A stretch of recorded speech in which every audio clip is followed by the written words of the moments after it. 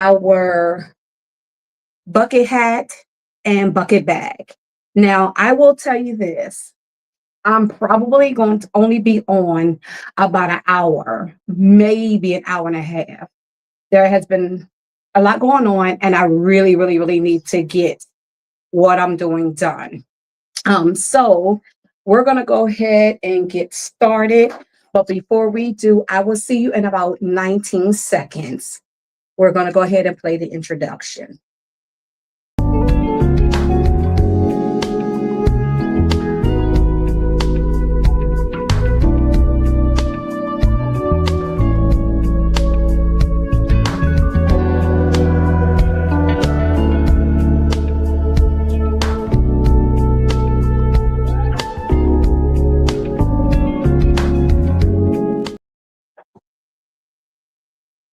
All right, welcome in everyone. I hope you are enjoying your evening, and let's get started. So, in the first video, you knew that I started the bucket hats, and I was a little off, like I'm a little off today, so I'm not going to go into details as to why. However, rather than cancel my live again like I started to, I just decided we're going to go ahead and just get started. I do want to finish this hat and bag.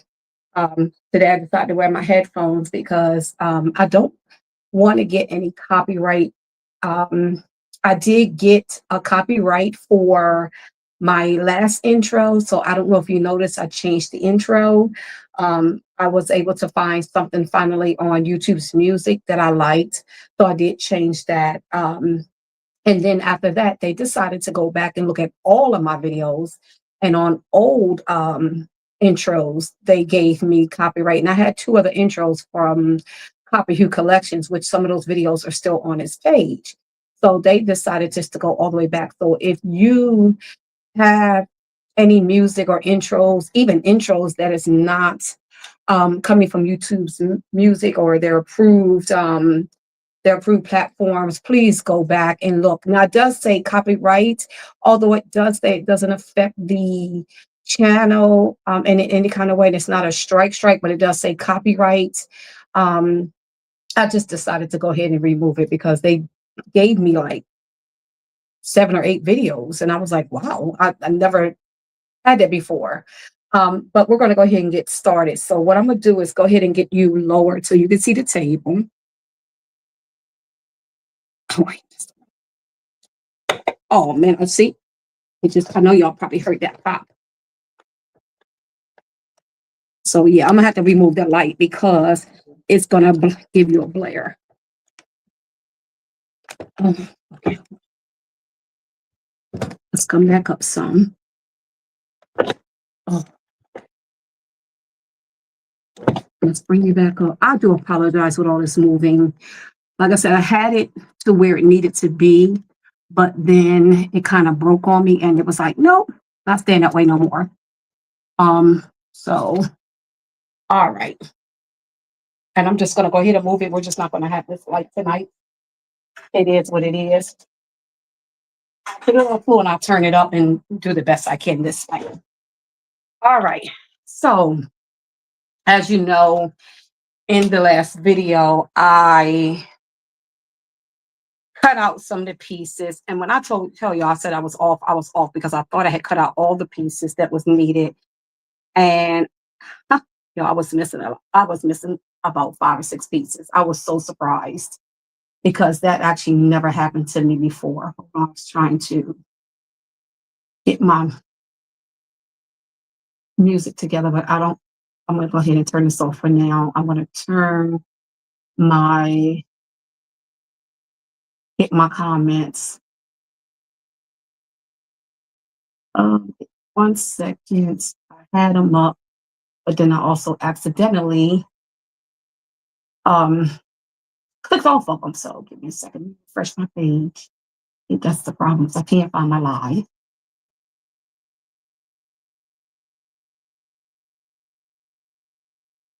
Um, I can't even find my own live. Give me a second. This was what I was afraid of earlier. Here we go. Okay.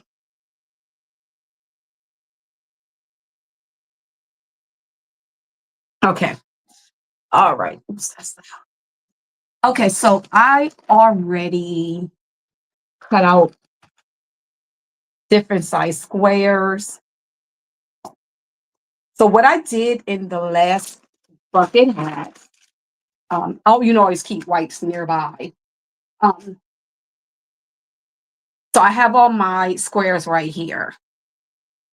So I can go ahead and take these clips off now. And yeah,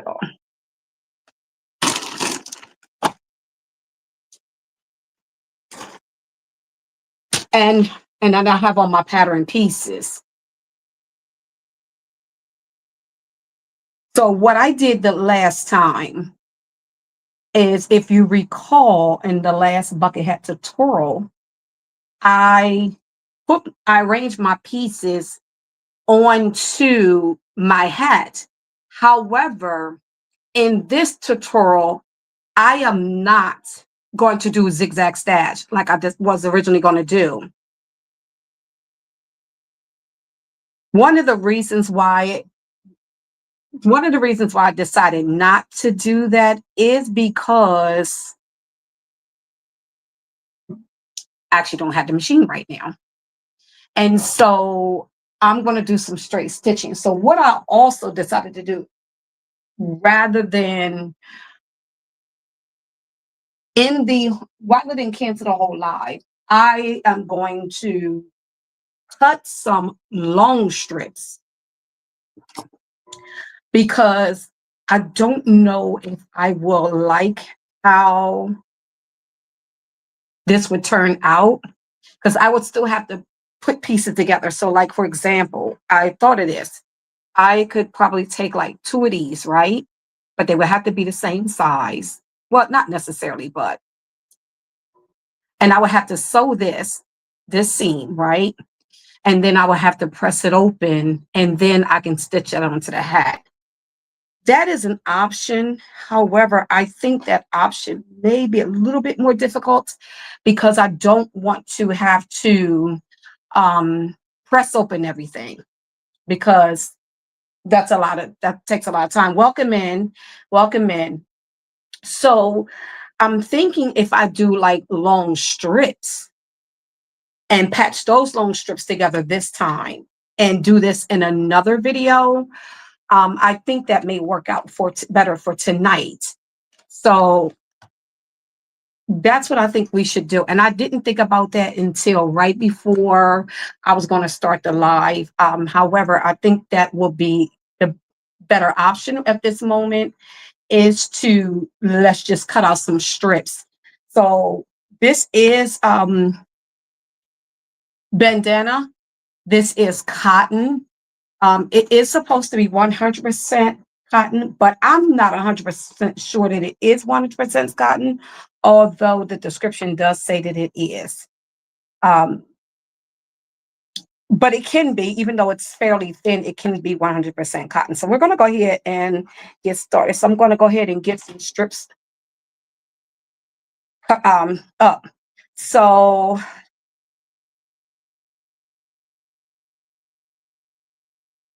let's go ahead. And I think what I'm gonna do is do some awkward strips, some awkward shaped strips. I don't think I'm gonna do exactly like, I'm not measuring the sizes. I don't think that I'm going to uh, I think some of them are gonna kind of be crooked on the hats. Don't know. We'll see. And I may have to still pull out my iron. The only problem is I didn't account for that. I put it away, and I have my laptop where I usually keep it when I'm live with you guys. But some of it may curl up, so I may have to. Where's my bag? Okay, my trash. All right. Let's see. Normally, I wouldn't just do it this way, as you know, because I wouldn't want to just kind of waste this, but it is what it is today. I think I like this better anyway. I'm really liking this.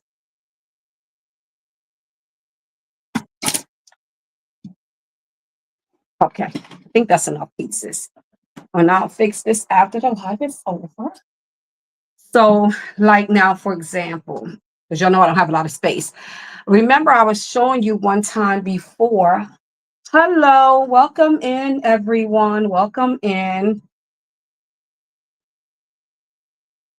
No, I don't sell this pattern. What I will do though, at the end of my live, I will link this pattern where I got it from. I do have a bag pattern coming. I am still trademarking that pattern. So that one is not ready to be released, but oh, actually, sorry, I have two patterns that are coming soon. But as far as the bucket hat, I am going to create my own because I don't really like the two patterns that I purchased, but I have not completed even making my own yet. And I am going to make mine to be a large, medium, large for women, large, medium, large for men, large, medium, I'm sorry, small, medium, large for both men, women, and children. I am still working on that. I actually have a couple of people trying out the circumferences of those hats. So I have to wait for them to also tell me how they fit first. But I am going to create my own bucket hat because I always have to kind of alter other people's.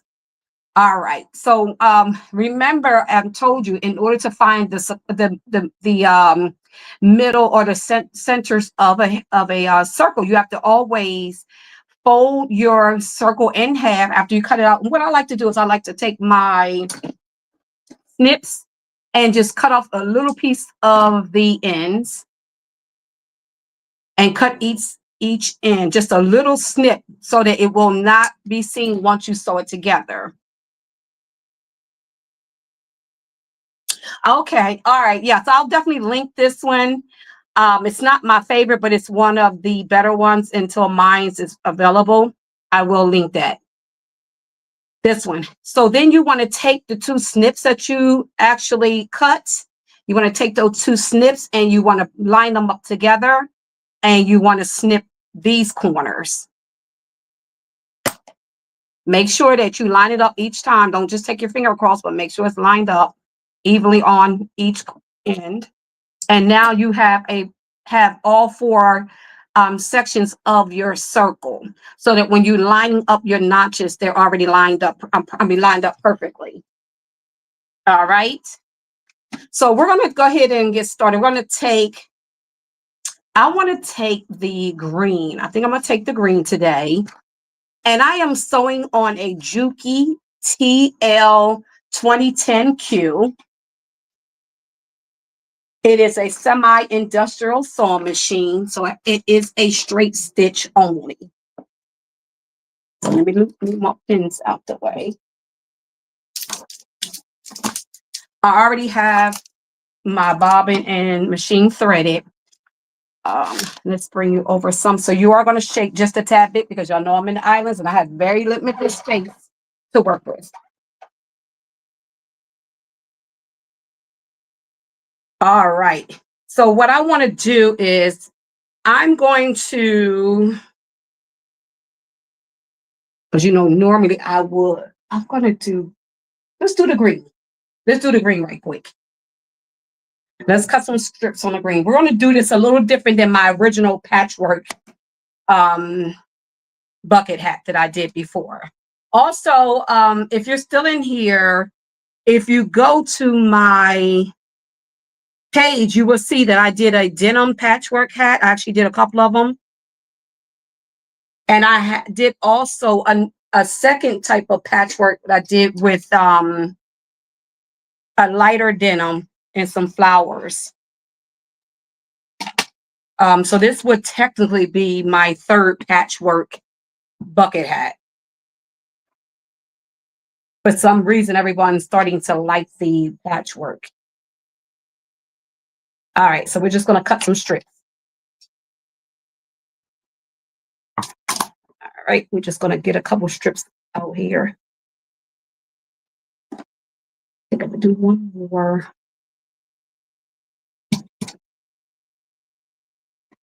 All right, so I'm just going to go ahead and cut across. All right. Oops. Come on.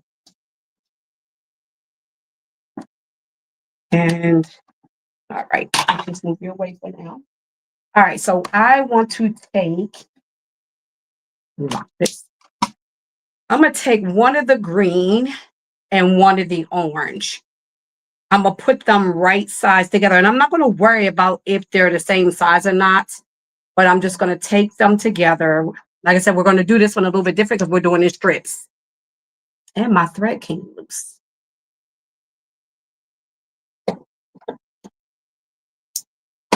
All right. Came loose. How are you doing today? I hope you're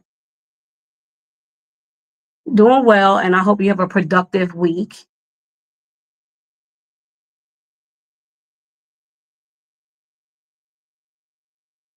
I don't use the automatic threader. It's annoying to me. So I'm still old school. I'm just going to go in by hand like I'm used to.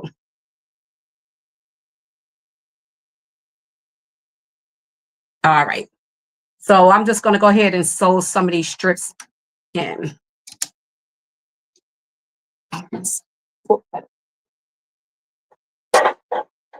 And there we go. And I'm actually not going to do any back stitching. I'm just going to do a straight stitch.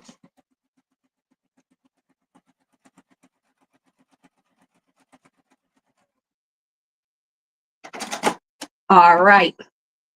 So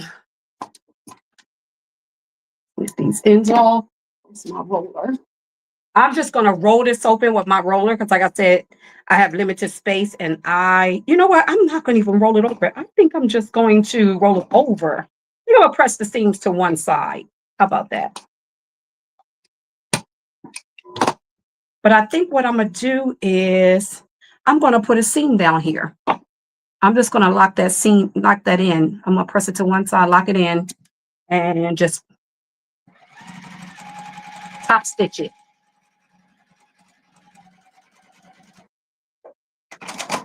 Okay. Yeah, just top stitch it. All right.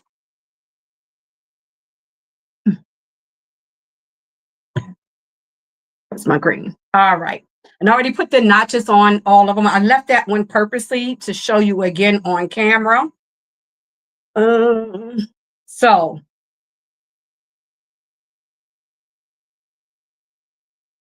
my snips. All right. So I'm going to put this one kind of on the end. I'm going to let it hang. So I'm going to let all this hang off the end because what I'm going to do is, and I'm going to do another couple stitches, but what I'm going to do is I'm going to just stitch down here right now. And I'm not going to pin or anything else to that nature. So I'm going to do that next to it.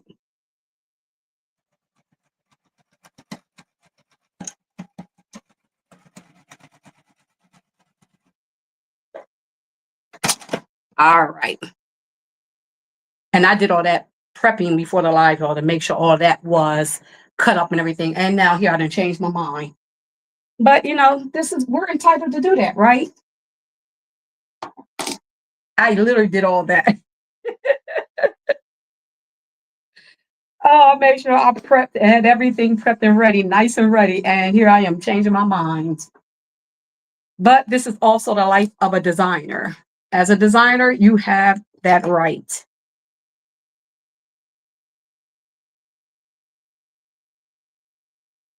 Right. All right.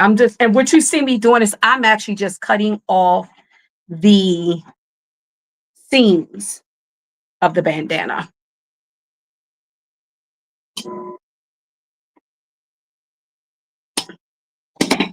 I keep forgetting my bag's usually over on that side, y'all. That's why you see me keep reaching over there. My trash is usually over there. I moved it today.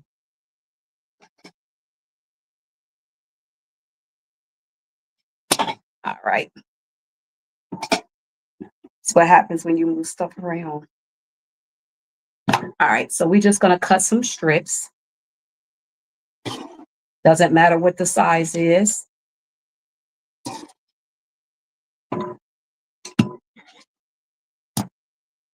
It's up to you if you want specific sizes.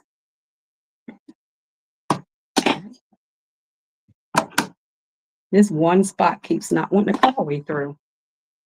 Okay, let's lay you to the side for now. The interesting thing is, y'all, I actually dreamt this one, even though I cut out all those patches.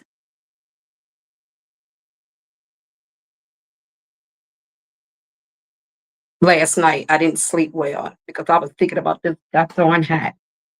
All right, so what I want to do now is I'm going to lay my yellow right up against the orange. And I'm going to stitch this. And I'm using a 1/4 inch seam allowance.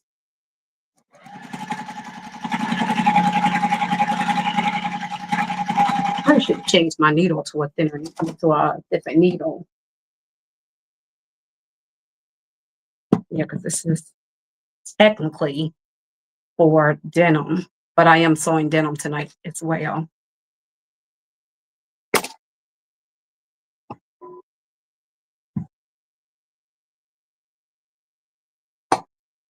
Hopefully I can get to it tonight. All right, so I'm just gonna, since I pressed that, roll that seam over to a side, and this is a tailor's roller. It's for leather and denim and things of that nature. Because I already ironed everything out, I'm like, I don't feel like pull out the iron again. So again, I'm a top stitch just to keep that seam down. I wish I would have waited, but I don't have my domestic machine to do the zigzag stitch again like I initially had planned on doing. But I think what I'm going to do is for that next one, I am going to do the zigzag stitch again because I kind of like that. All right, let's do, how about blue? Want to do blue? Yeah, let's do blue. Let's do a baby blue. And these are neon colors. I actually got these straight off of Amazon. For those who remember, I'm in the islands. None of the fabric stores want to ship out here, and the fabric stores out here are, in my opinion, horrible. They're horrible for people like myself who is not into, no disrespect, but African prints or even island prints. Dang, I still want to keep going over there.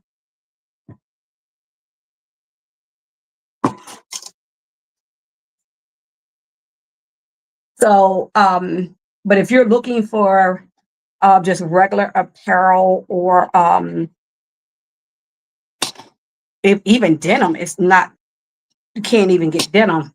So, you know, these companies, as I've told y'all before, do not ship out here. And it became too difficult to buy fabrics and then get and send them to family and friends and have them ship it out here. For one, you know, I know people have lies, but everybody that I've used so far, and I've used 4 people, they want to take their good old time sending me packages. I've literally waited for packages sometimes as long as 30 days before my family even got to the post office to ship me my packages. So I said, no, I can't do that no more. It's not coming all the way through. So I just was like, I can't do that no more. It's too much of a headache.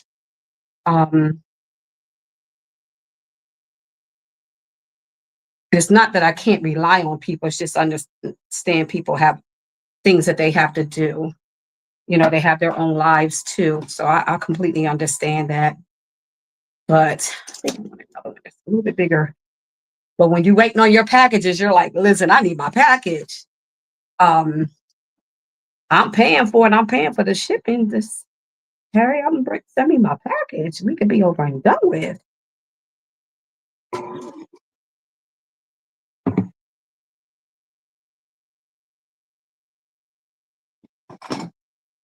But yeah, unfortunately, I had to go back to reverting to, unfortunately, Amazon. All right, yeah, I like that. All right, so let's go. So now I'm going to do the same thing. I'm gonna put the blue up against the green.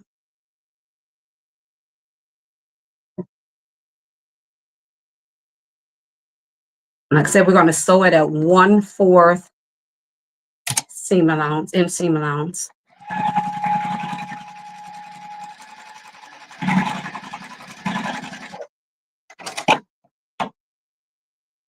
All right, and I'm gonna roll this open. All right. So I have the seam this way, that's fine. So let's go here. Right. Gotta make sure my hat is out the way because I don't want to stitch my hat right now. Because I haven't stitched the other pieces to the hat yet, if you recall. Come on.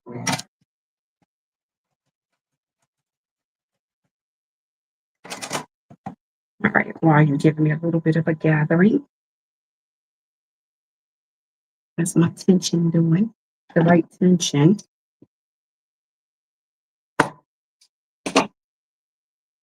Okay. All right. So now I'm going to go ahead and since I have a few more on, I'm going to stitch now. As you can see, I have my seam allowance. My top stitch. I'm not sure if you can see that top stitch is on the orange. So now I'm going to stitch down on the yellow, just so I can keep those stitches opposite, just for aesthetic look. That's all. It's only for aesthetics. Because I don't want to have to go over those seams exact, because I would have to find the exact hole. So let me lighten you up some. I'm not sure why you're doing it. There we go.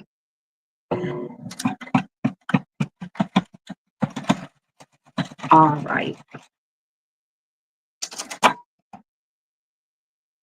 See, that's the only thing my setup now, and it wasn't doing this before. There we go. There we go. Let's do pink. Let's do pink next.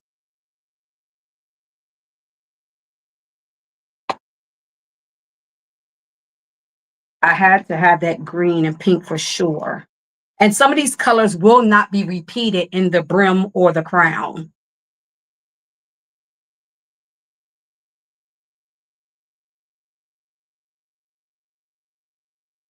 And vice versa.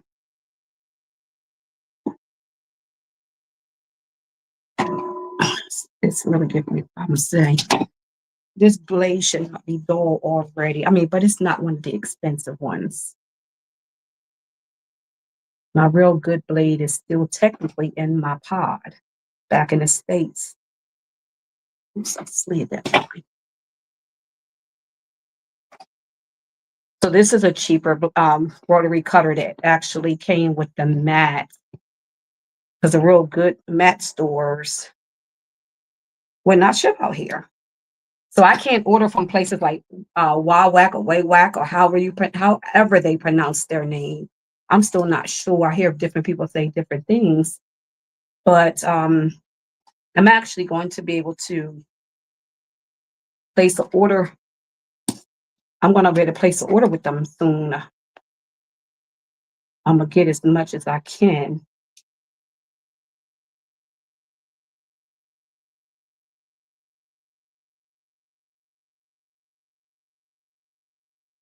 I think I'm only gonna do 20.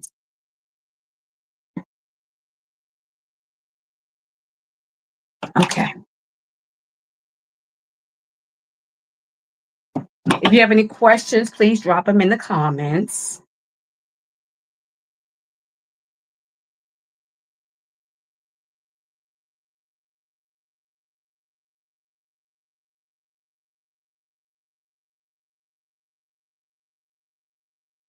All right. Interesting thing, I didn't even have this issue when I cut out the smaller squares. So yeah, it must be dulling up on me. All right, I think I want to do this one. All right, again, I'm going to take my pink and line it up with the yellow.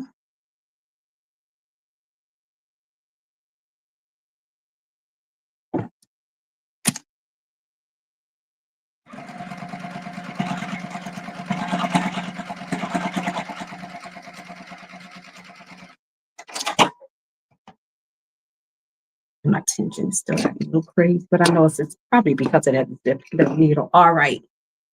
So now we're gonna go ahead and y'all, I did that wrong.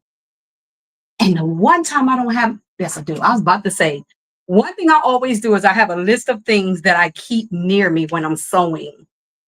I do. And I didn't realize put the I didn't put the right sides together. And one thing I do is I like going live. I don't like doing videos and editing the mistakes and yeah, I don't do all that.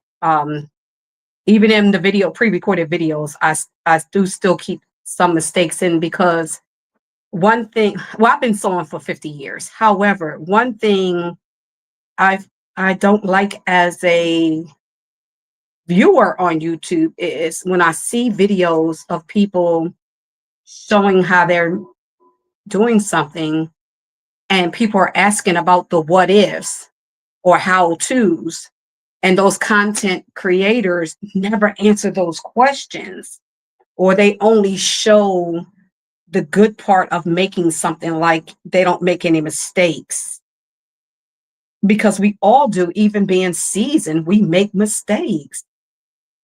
Like I said, I'm a 50-year veteran right here. Also, I used to own my own boutique. I used to sell all my own clothes that I sold. I didn't even buy clothes from California and the, Chinese vendors and things like that. I literally sold everything that I made. So I still make mistakes. And I like when viewers get to see the mistakes that we make too. But that was an even easier fix because I did not backstitch. And another reason why I did not backstitch is, for one, these seams are going to be secure in the construction of the hat, for one.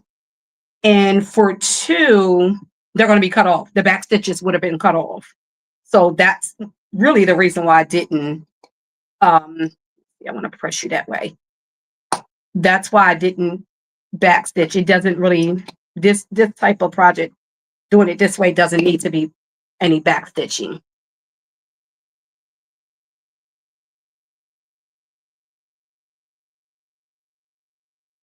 Like, I'm not even starting at the beginning of all of the strips. I'm just making sure that my seam is to the right so that this top stitch can catch it.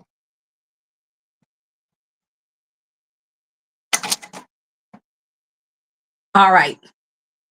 So now I'm gonna go ahead. As you can see, I have a little overhead hang. So my blue is not on here like I thought it was. I'm going to actually move the blue over.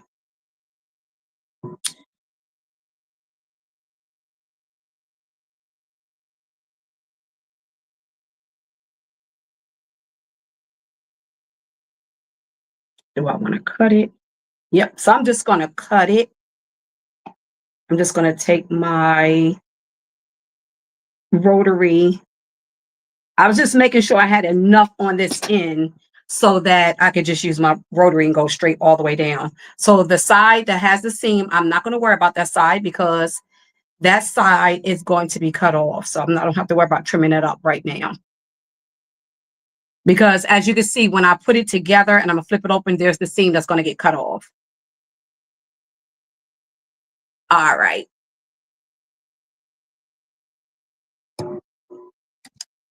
Here we go.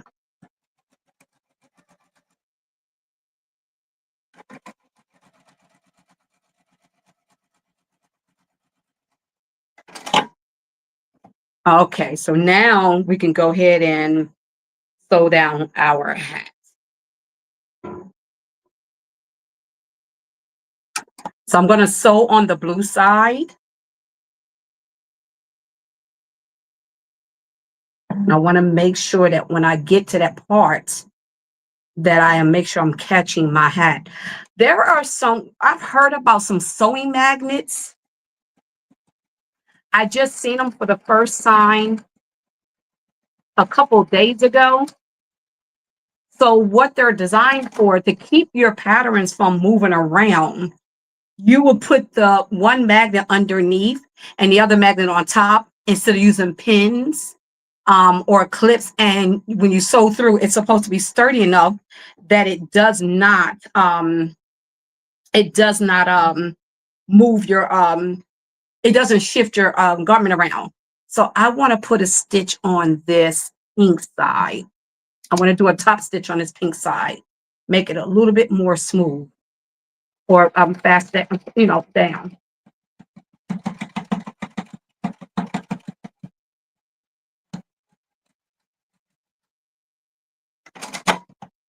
Okay. There we go. So I have a stitch on each side. Nope. So let's go in and do the yellow. I want to do the yellow side now. And I just want to do a stitch right now on each side.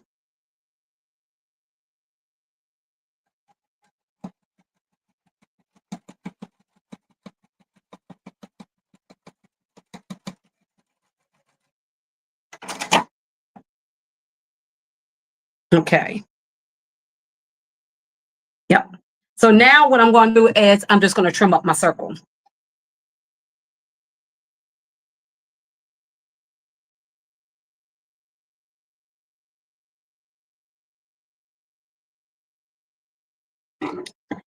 All right. Before I do that, let me,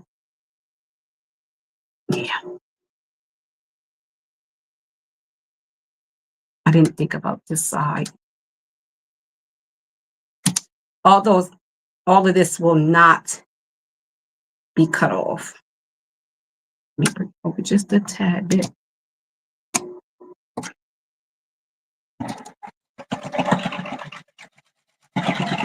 And I might have to add another stitch. I'm thinking about doing some cross stitches too, almost like a quilting, but I'm not sure yet.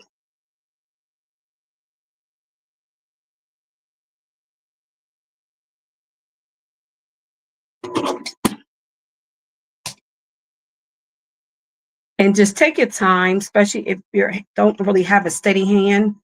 I typically do have a steady hand, but I do have what is called trimmers. And I normally only have trimmers when I am exhausted or stressed. And right now I have a little of both going on. All right.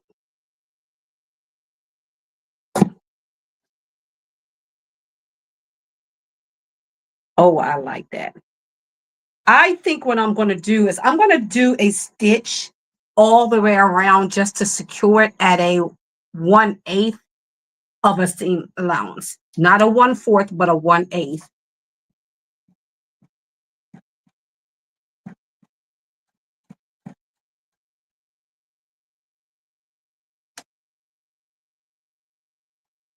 And I'm going to take my time. Even though I'm pretty good at circles, I still want to take my time.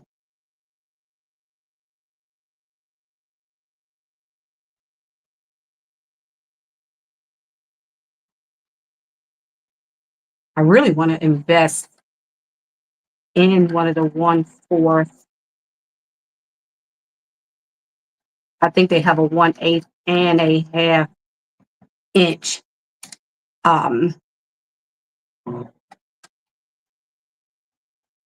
As well as a one. I know they have a 1/2 inch foot to make sure that you have perfect top stitching every time, or seam allowances every time.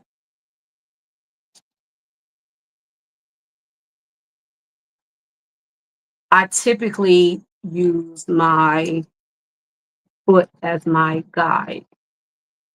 I wish I had a better camera to show you how That is right there.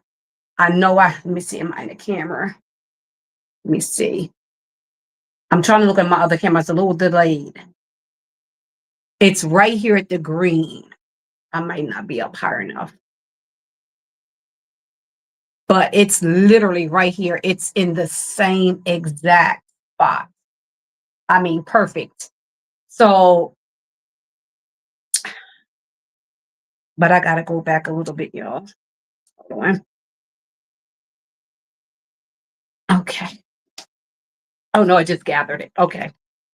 All right. Now, and I think I am going to pull the iron out, y'all, because I'm not really liking. Yeah, I think I want to flatten this out just a little bit, but this is the top. This is the top.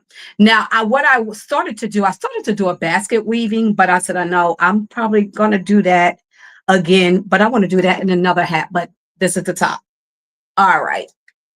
And so I also have my lining, and because this material is so thin, I decided to interface both the lining as well as the top.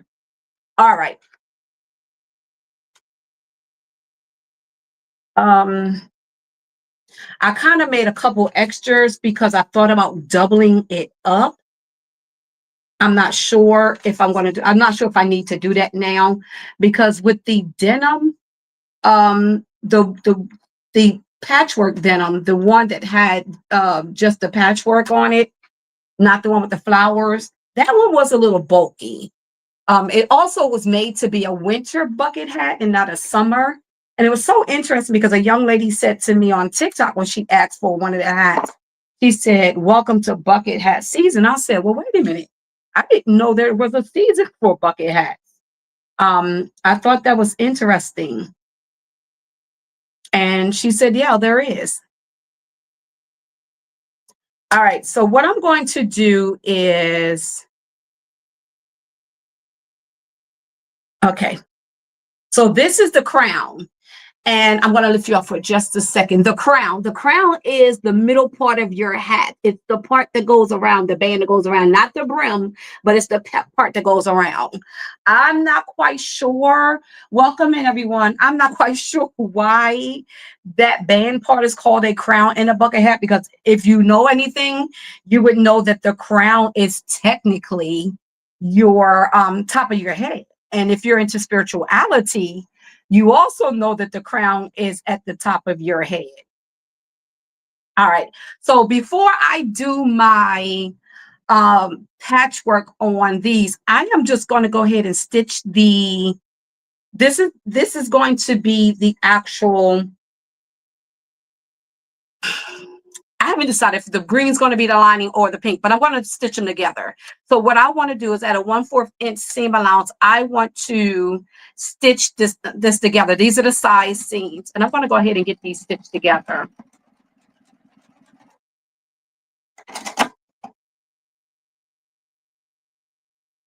Actually, I'm going to add a couple more secure seams at the end because it's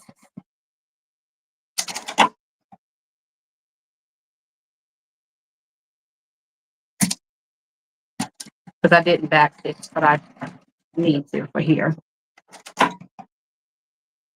I always take my pinking shears. For y'all that don't know what a pinking shears are the shears that, remember when we were children in elementary school, the scissors, when we cut the paper and you had the little triangles, those are pinking shears, like PINKING, for those who may not know. Pinking shears allow you to cut your fabric and keep your fabric from fraying.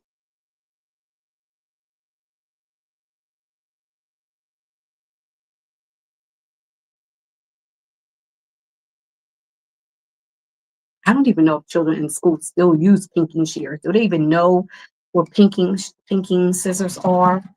Well, I think in school they're just called pinking scissors, but in the sewing world, they're called shears because your scissors are technically shears and not scissors. But I like to cut down some of that bulk of my seams using my pinking shears. All right. And with pinking shears, it doesn't really allow you to open up your seams well. So, um, so, okay. I think I'm gonna stick with the green for now. Let me go ahead and do the pink. Normally, if I was doing a regular bucket hat, we would be done already. I'm really still undecided, y'all. If we was just cutting out a regular bucket hat with no, and normally I'm not undecided, but we normally, a bucket hat can be done in about half an hour.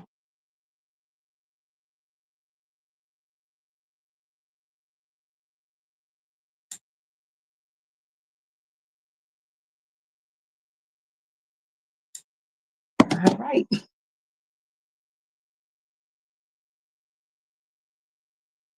I think I'm just gonna go ahead and stitch this up on this end to just get it out the way. I haven't decided yet if I want the pink to be the lining or if I want the pink to be, I think I'm gonna stick with the pink being the lining.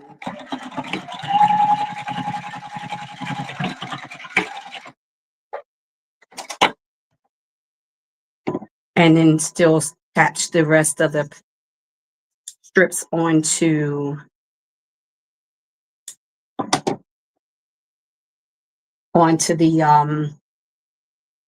the bucket hat. So right sides together. Remember, whenever you're sewing and you want to hide your seams, I forgot to tell you that, sorry. You always want to make sure your right sides are together.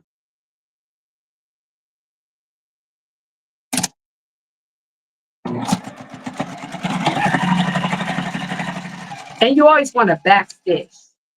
In most cases, there are some cases you don't want to back stitch, as I showed you with doing the patchwork. The patchwork, you don't have to back stitch.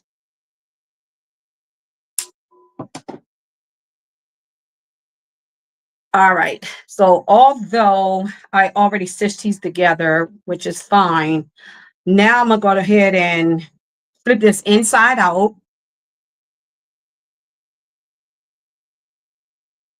I'm just gonna finger press this. Just finger press the seams.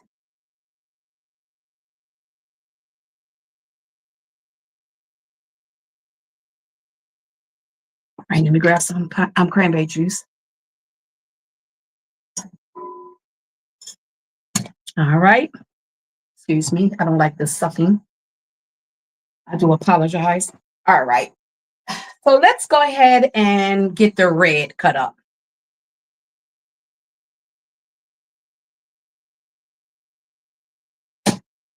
We're going to go ahead and start with red. I think I'm going to add that yellow next to the red. I think I like that ideal.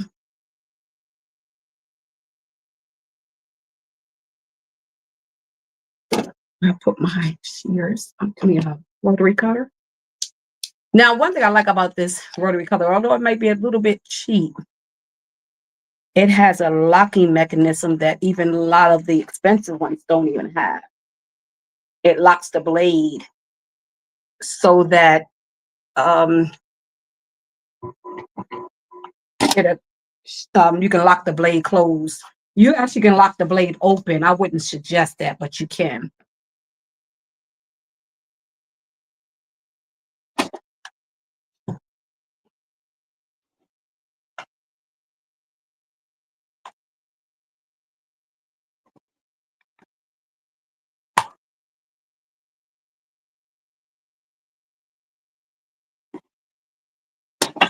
These three.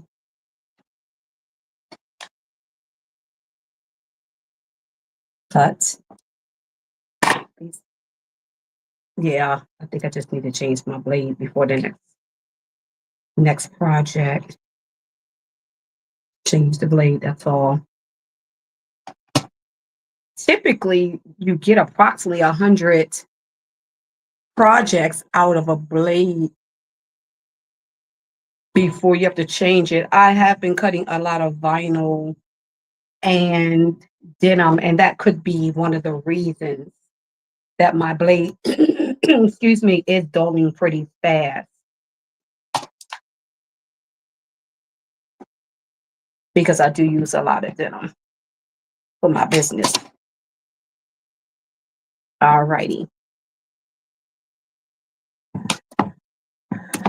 Let's go to the side. Put you right over there. Okay. So let me take one of the yellows. And I'm just going to line it up. I'm not even going to worry about it being even. I'm just going to go ahead and line up the yellow and the red, making sure that the right sides are together so I don't make that boo-boo again, that boo-boo mistake again. At a 1/4 inch seam allowance.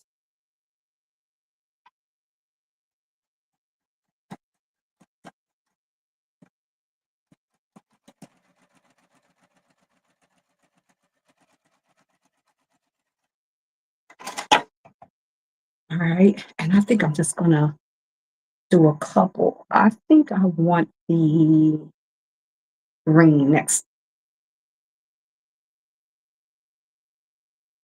Yeah, I'm gonna do that green next to that yellow. And I'll top stitch it in a minute.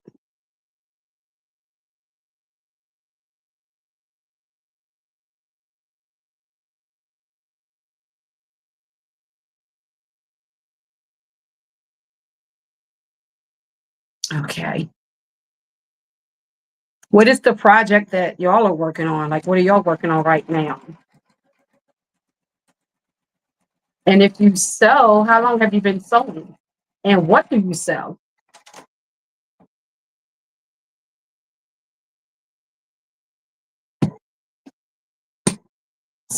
I already told you I used to make apparel. I used to do some bags. I have done a few McCall and Vogue bags that I made back in the day.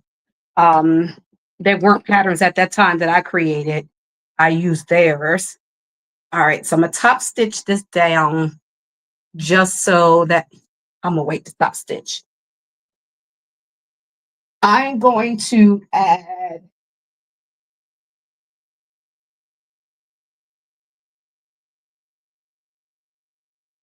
oh, and I do have an all red one coming out, all red bandana. I was asked about that. I'm gonna do pink, think this orange and purple next. And the inside of the bag, which typically I make 2 of everything, unless it's really, really requested. But I will have 2 red bandana buckets available pretty soon. I do have to finish one other denim hat. That's a custom order. It's a patchwork custom order that I have to finish, and then I will be working on the other. I'll be working on the next bandana, the red, all red one. Is next. And typically these orders are done and out. And my shipping is, and when I say shipping, I mean from order history, 5 to 7 days.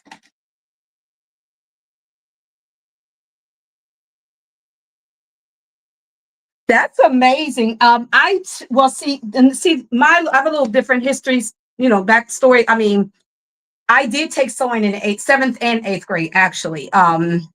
However, I was made to take sewing. I was forced to. My great grandmother apparently told my mother when I was born, and I am, like I said, I'm the great grandchild. Notice I said great grandmother. None of her daughters or even her granddaughters, which would have been my mom, wouldn't gravitate to sewing. But my great grandmother, she raised my mom, and she told my mother, she was like, Kim's going to learn how to sew. She's not going to have a choice. She's going to learn how to sew. So at 5, she started teaching me how to hand sew, and I was making panties hand sewing panties at 5.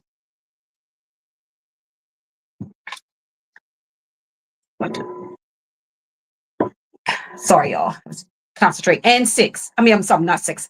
5 and socks. Hand sewing panties and socks. Not bras, but panties and socks. And then by the time I turned, it was either 7 or 8, is when she finally put me on the sewing machine.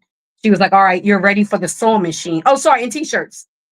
Sorry, t-shirts too. Not the tank top, not the tees, but regular t-shirts. But 7, 8 years old, she decided to put me on the sewing machine for the first time. And I've just been sewing ever since. So when I got to junior high school, unfortunately, my grandfather, her husband, my great-grandfather, no, I'm gonna put this next to the red. He was best friends with the principal. And he told the principal to make sure I took sewing or as my electives for 7th and 8th grade. So I didn't really have a choice. They kind of teamed up on me a little bit. But I loved it because from that point on, I started making my own clothes. How it became a business and I turned it into a business is because people were wondering where I got my clothes from and they wanted the same thing. And so that's how I kind of turned it into a business as an adult, because one of the managers at the bank, I was working at Bank of America, I was just became a supervisor, and she's like, where are you getting your clothes from? Because your stuff is not sold, like this is not stuff I've seen in the stores. And when I told her I was making it, that's how it kind of started. And it was really good because at that time she was a plus size woman and it really honed in on my skill. And from then, people kept asking for stuff. I would come in to work and be sticky notes on my desk, asking for summer dresses, and it kind of got out of hand a little bit. I was surprised Bank of America never even shut me down, but it. I really could have. It's interesting. I tell my husband all the time, I really could have quit my job because I also owned a bakery at that time. I was running a bakery and I was running a boutique and still working full time at the bank. At that time, also, I was singing gospel. I was in ministry. It just, yeah, it was a lot going on.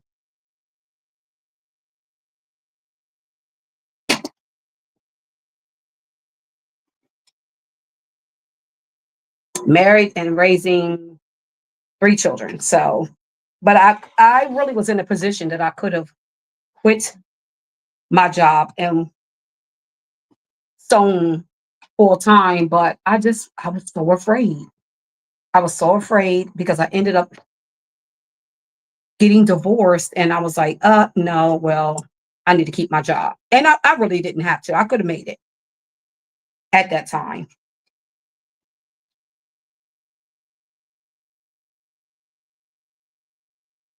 But you know how we are. We get so used to having that 9 to 5, not constant paycheck, that we're too afraid to. I was too afraid to branch out on my own.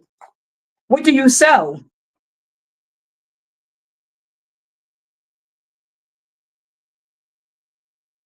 What's your specialty?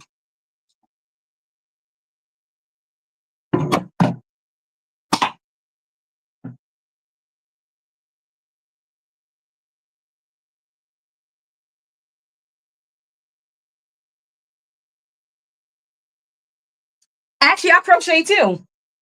I actually crochet and I knit. I just don't enjoy knitting anymore because it takes long. So once I learned how to crochet, it was like, I can get through a crochet project like that. But I didn't crochet too. There's actually a few videos on here where I'm teaching beginners how to crochet a baby blanket and baby hat. But I've been crocheting since I was 8. Well, technically, I started off knitting and then she taught me how to crochet. But that same great grandmother taught me how to knit and crochet. I'm actually still the only person in my family that does both too. And it's so funny because I tried to get away from crochet. I'm trying to like stay away from it, but it's like it keeps calling me back. Like people be sending me stuff like, can you make this? And I'm like, well, I've been trying not to crochet. Oh, okay. Yeah, this is a good place to get back into it. A good start to get back into it though, that's for sure.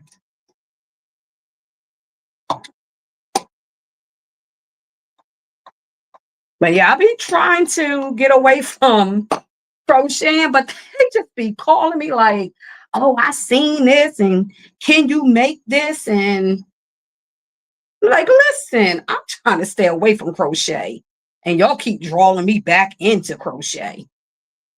I think I'm gonna put you over here.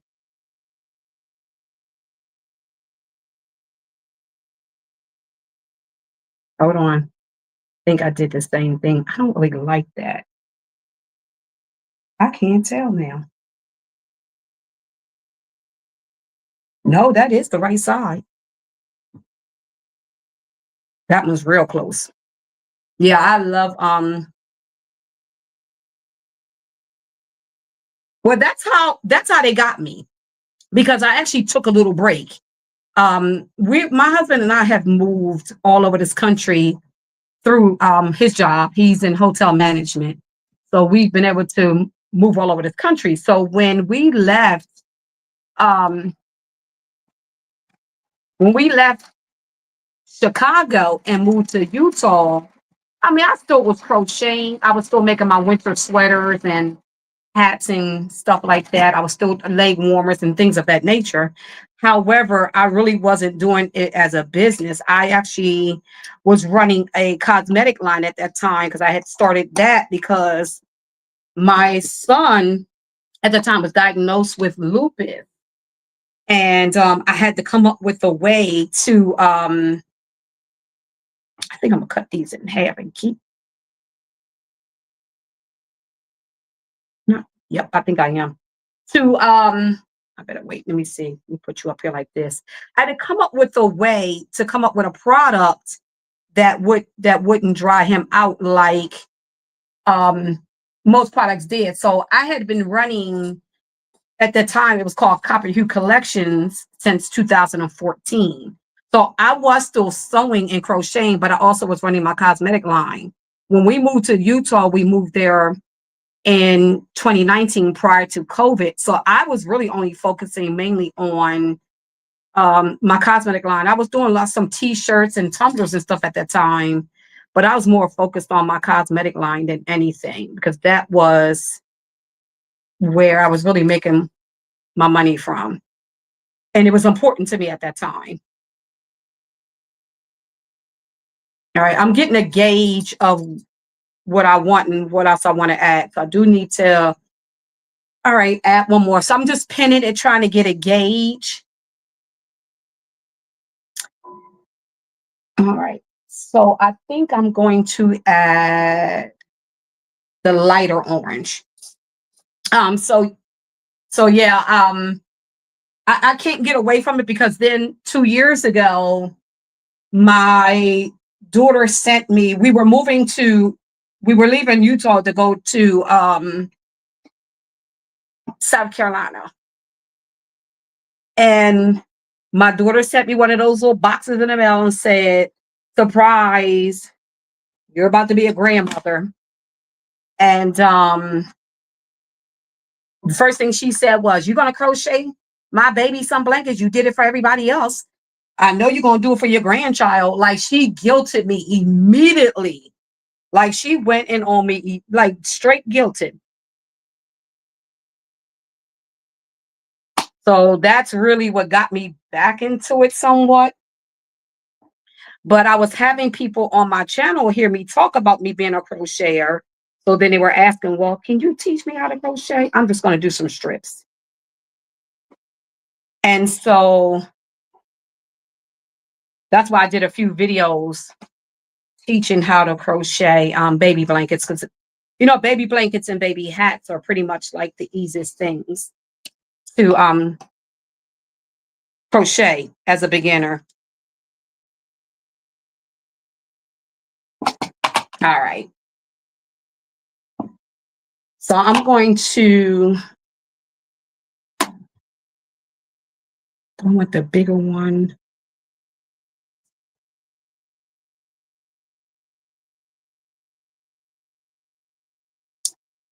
I'm gonna do the bigger one. So yeah, I just had my first grandbaby. It's she's a little girl. She just turned 2 in February. But she's back home in the States in Delaware. But yeah, that's how they got me to get back into crocheting. Something that I did not really want to do. I think I'm gonna go with. All right, this size is good, I think. All right, let's go here. But I just kept saying I want to get away from it. My husband said, he's like, that may not be something you'll ever get away from. I was able to step away from sewing a little bit throughout the years. But I mean, I didn't get, completely stop. I never completely stopped. But because I take my sewing machines everywhere I go. My sewing machines was out here in the island before I even got here. I shipped them bad buddies right away. All right, we're going to get started. So I'm going to go ahead and top stitch these seams down now. I'm just going to go ahead and get them out the way. I pretty much have the one part of the hat. But yeah, that's something that is so hard to get away from because I've been doing it so long. Oh, I love crafting. It's so interesting because we were looking at a bigger place. I don't like that stitching. Let me check my bobbin because that stitching was horrible. No. I don't like that tension. And I'm using Gutermann thread, if anybody wants to know. But I think what I'm going to do is I'm going to unthread this. Maybe this is a little too thick. I'm going to switch this. Because I use a Juki, I use Gutermann thread. It's a little bit more thicker. But I'm not liking how this is coming. I'm going to put my regular polyester thread on. I'm going to give me a second. I'm just going to rethread my machine.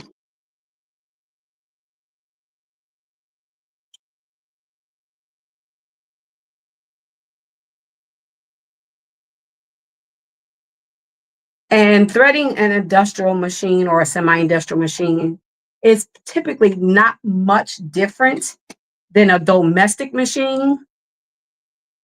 One of the few differences is the needle threads sideways and not front and back like a domestic machine.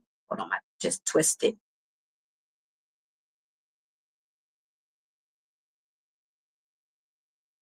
And you definitely determine your tension by if your pressure foot is up or down. I like to thread mine. Okay. Up because when you thread it up, you know what? It's so interesting you said that. So there is a young lady on here that I am one of her first moderators of her channel. She's, really pretty big now, but I'm one of her first moderators. And I'm gonna rip this stitch up because I don't like the top stitching. I don't like the tension on it. So I am gonna go ahead and take it out and re-stitch the top stitching. So, and I changed my tension on my machine. She had a giveaway a couple of years ago. She had a giveaway. Interesting, when not too long before we left South Carolina to move out here. And so I won her. She had gave away a Brother PE 535. It's a single needle. It's a 4x4 hoop. Now, I am more of a singer girl. She's a brother girl. I've always been more of a singer girl. And I think it's just simply because I grew up on Singer machines, like my domestic machines. I have 2. Technically, I had 3 and I gave 1 away. They were all Singers. Also, I think I'm a little bit more drawn to a Singer because I know the true history behind it, not the history that Google talks about.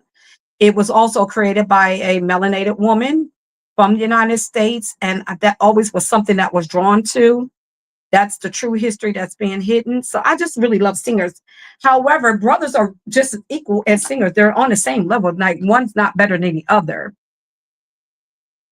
Now, I like my embroidery machine. I thought a 4x4 was going to be all I ever really needed. I have now already in 2 years grown out of that 4x4 hook. So it depends on what you're going to be using your embroidery machine for. You may not even want to start off with a 4x4 hook. I mean, hoop. I'm going to tell you, if you're really planning on doing other projects outside of patches, don't start with a 4x4. Your first sewing machine was a Kenmore? Oh, you went back with that one. You kind of telling your age with that one.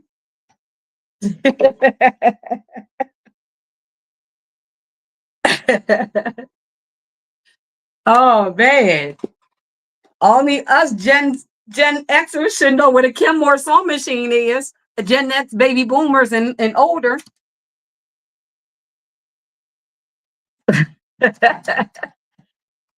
You were all the way back. Yeah, mine have literally always been a singer. My grandmother always used a singer.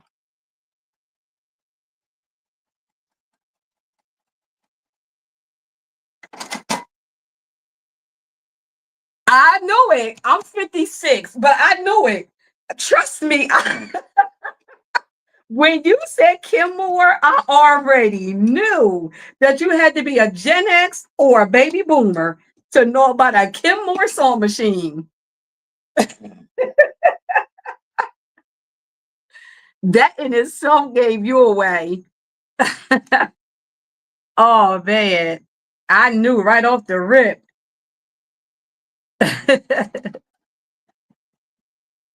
But I do like it. Like I said, I have the Brother PE 535. I do like it. I just did exactly what I didn't think I was going to do. I literally grew out of it already. Even that was shipped out here when we left. When we left South Carolina, my sewing machine and embroidery machine was sitting here waiting for us. It was here like 3 days before we even got here. I had already shipped it. I made sure that got shipped, but I don't go anywhere without my sewing machines. So I'm still kind of new to embroidery. Because for the first year, I was so intimidated by this embroidery machine, I didn't even really touch it. After all that excitement of receiving it. But now it's like, dang, I want to do more stuff. And I really can't because I don't have a big enough hoop. So I am eventually going to upgrade my embroidery machine. I'm still going to keep the Brother PE 535 because they say you should always have an extra for backup.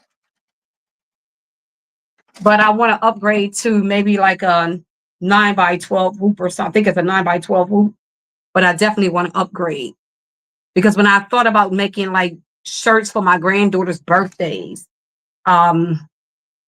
I don't have a big enough hoop to really do that. Okay, this tension is acting stupid again. What is going on?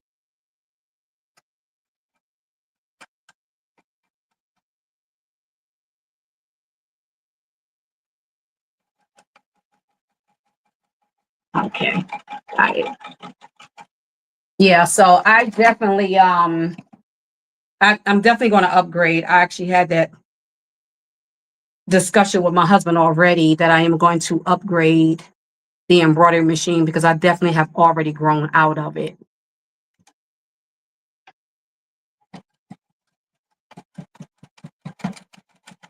But I have to upgrade my domestic machine because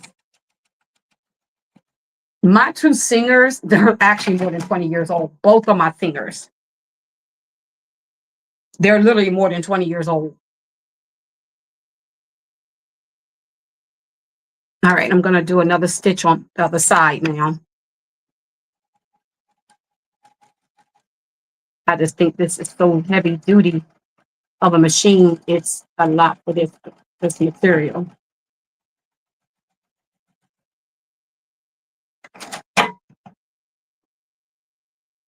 Okay. So yeah, I definitely want to do that, but I need to get me another one because one of the reasons why I'm not doing zigzag stitch is because I'm not all that comfortable with doing a zigzag stitch on that machine. Because although I did get those other bucket hats done, it was heck trying to get that zigzag done because unfortunately domestic machines don't have zigzag stitching.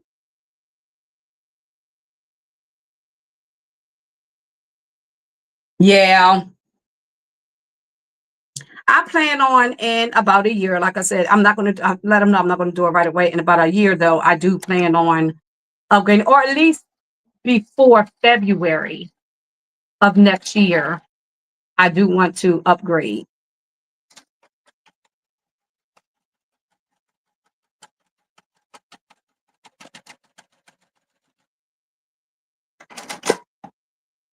I can hold off until now.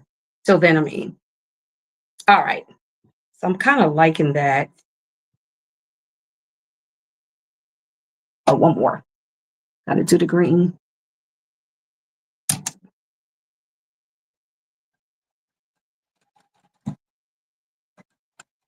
But yeah, I definitely want to upgrade that. I'm definitely going to go with the bigger hook. Now, I did have a company reach out to me because they had liked the couple embroidery designs I made, but I know they just want me to be an influencer, even little old me with my little subscribers.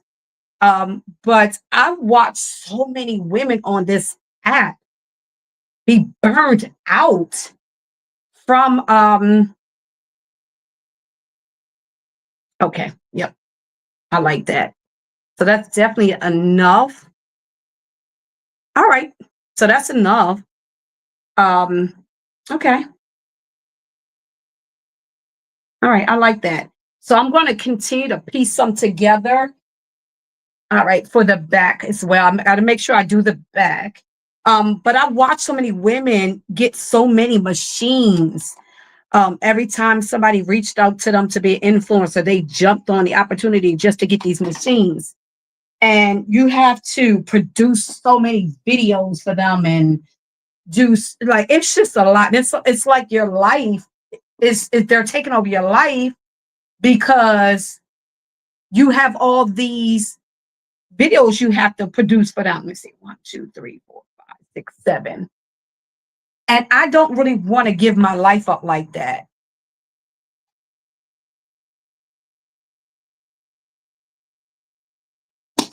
So I was offered a multi-needle machine as an influencer, but yeah, I don't think I want to go there just to get a machine. So they was like, well, we like the way you teach. We like the way um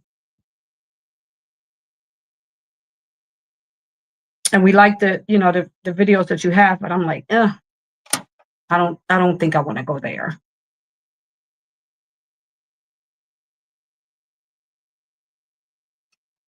I never really wanted to be an influencer. It's a lot because one of the young ladies told me that she was required to put out, I think she said 15 videos in 1 month alone. It was like 3 videos a week. It might have been 2, but it's so many videos a week that they have to put out. So that means you have to film the videos, you have to edit the videos, or you got to go live. And then you got to edit those videos. And it's a lot. It's a lot. Post the video. And it's already a lot that we have to do with these videos now. I was actually just sharing with a guy the other day. I was looking at his video. It's like how to break the algorithm. And I'm like, well, dang, it's already YouTube got us pretty much working a 9 to 5 just to run a channel. It's just too much. I don't want to have to do all that just to have a channel to be big.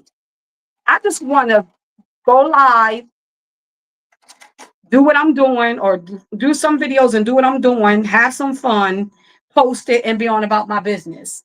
I don't want to have to go through all the rigmarole and just to run a channel just to be seen. It's a lot. I felt like that's a 9 to 5 already.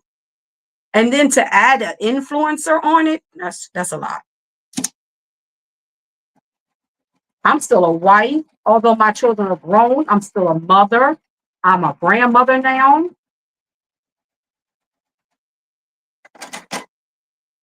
I talk to my granddaughter every day through FaceTime. Like, I got things. I got priorities.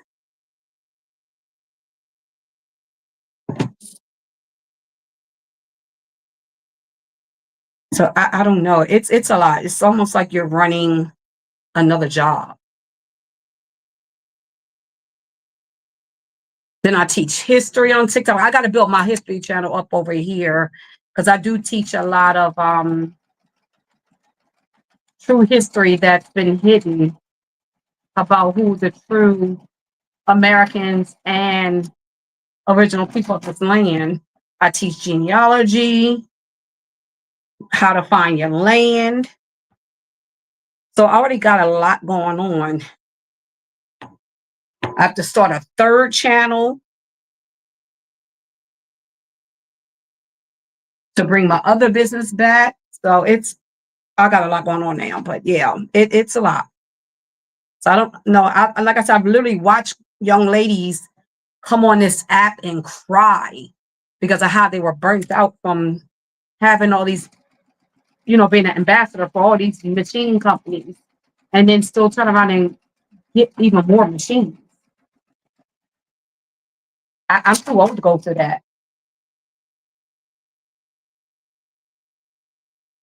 Exactly. I'm not. I just, you want your videos seen, you want the views, but I want to be happy doing it.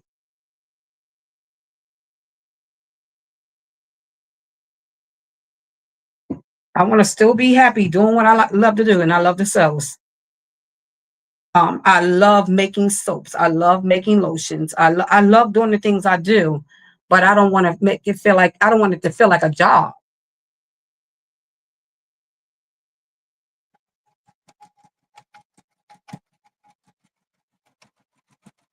because TikTok, I mean, excuse me, YouTube is making me work hard for views. Like I can't do it. I'm not that one.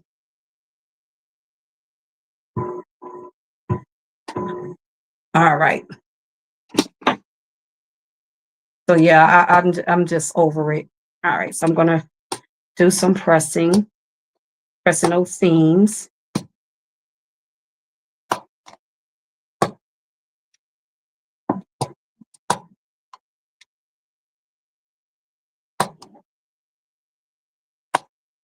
All right.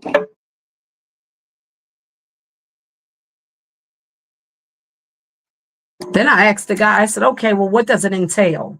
Like, how many videos you require? He didn't even want to tell me that stuff in advance. I said, sir, you should be telling me that in advance. Let me take a swig.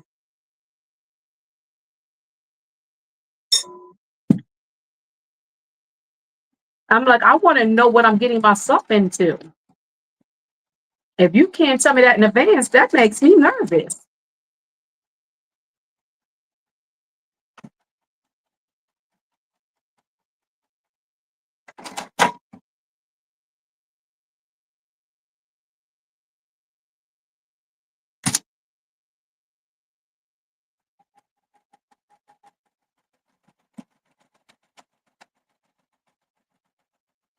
All right, I'm doing the top stitching now on each side. And that's really just to help make it lay flat.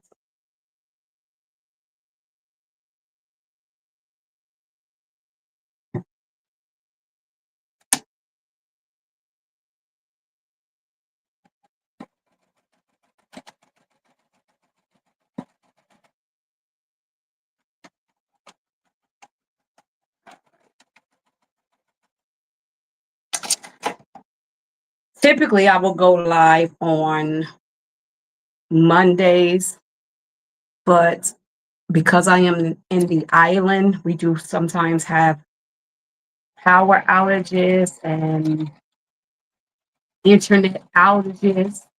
Sometimes the internet, even though we all have different internet companies that we go to, even out here, sometimes it still goes out. And when it goes out, it can go out for hours on end. And so I may have a live schedule and I just may have to postpone it because of these outages.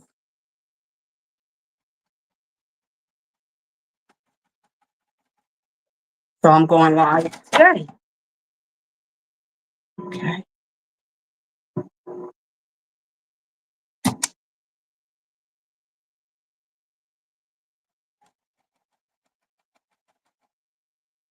If you're enjoying this live so far, please hit the like button. Don't forget to subscribe and turn your notification bell on so you'll be notified of when I'm going live again.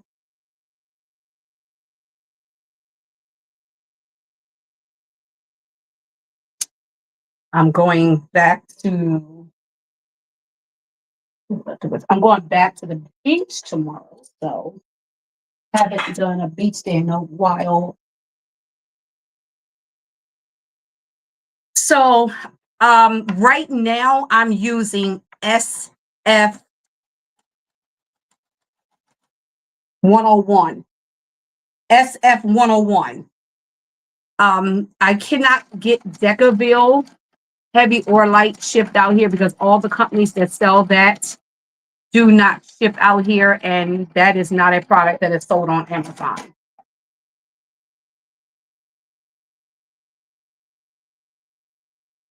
So right now it's SF 101. So SF 101 is supposed to be equivalent to Decaville Light. And so what I do is in the case that I need a little bit more stabilizing, I'll use 2 pieces. I'll double it up.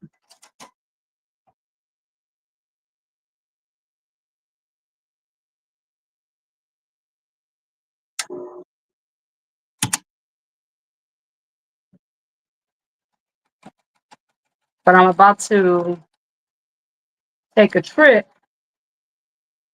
to the States, and I'm gonna go to a fabric store that is supposed to sell it so I can stock up.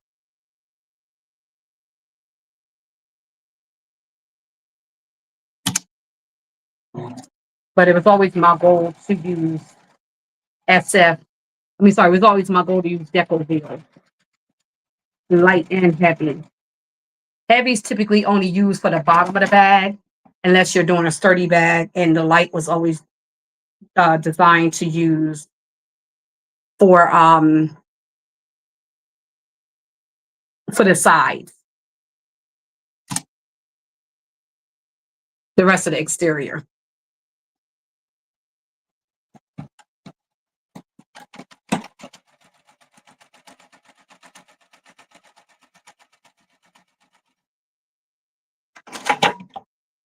Okay, and one more stitch.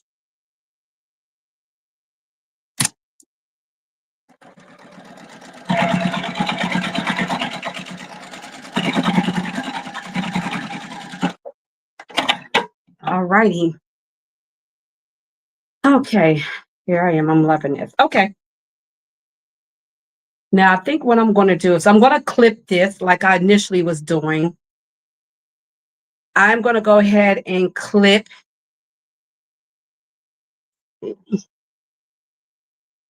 about right here. I'm just going to clip a little bit because although I'm using a project that should say material that can be that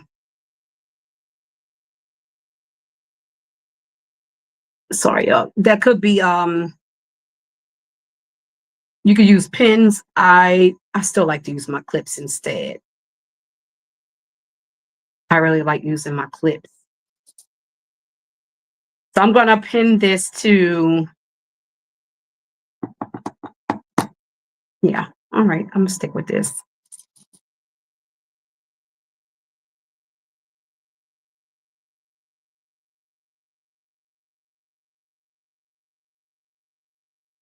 Yeah. And clip this.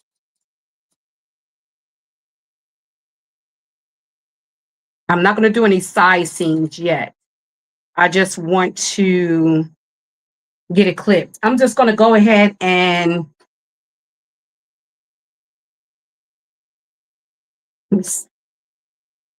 yeah, I'm going to clip the other side too.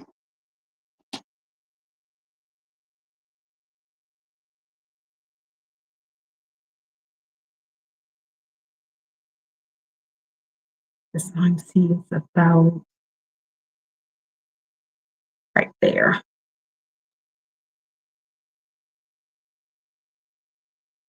Okay. Let's start with the, I'm just trying to figure out like where I want my material to end. So that's all I'm playing around where I want it to really end. And where I want my seams to be. That may cut off some of that baby blue. I think I'm gonna go about right there. Like I said, this is a neon pack.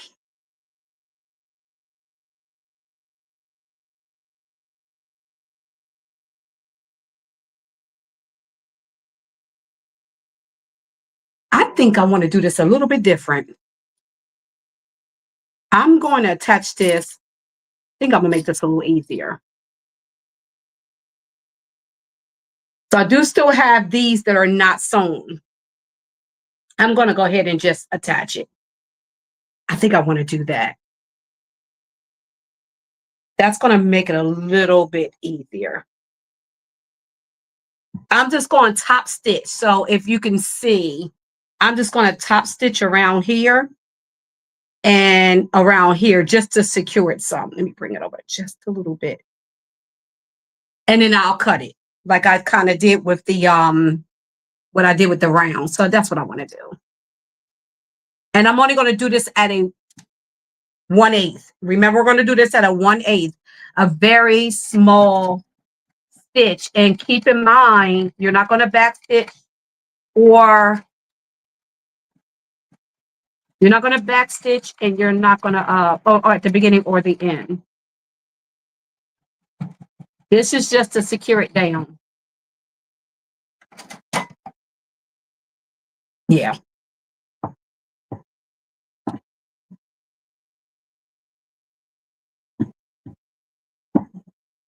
I like this. I was going to bring my table out today. As you can, I don't know if you know anything about the Juki. I have not sewn with my table, but one time since I got this machine.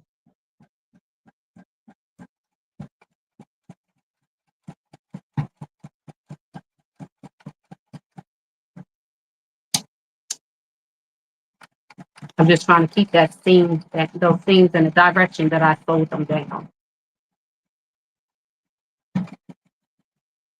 There we go. This is a lot easier. Yep. All righty. I like that. There we go. There we go. There we go. So now I'm just going to go ahead and trim.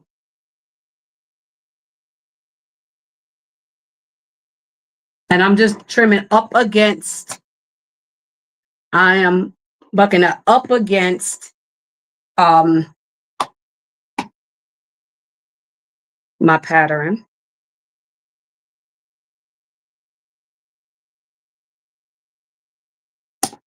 Okay, so I did leave some of that blue. Okay.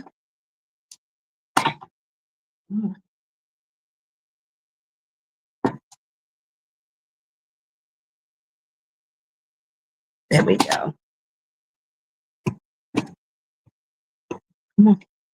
And I'm going to trim around here.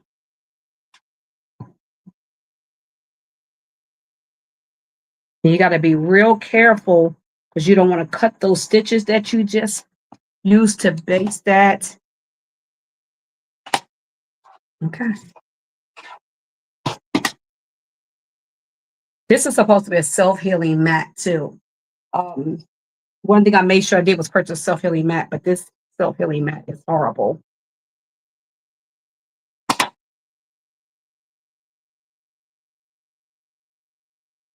All right. I think I'm going to add just a couple more stitches to this.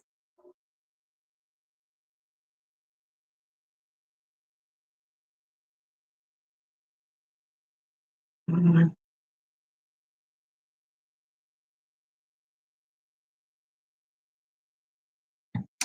Just some decorative stitches.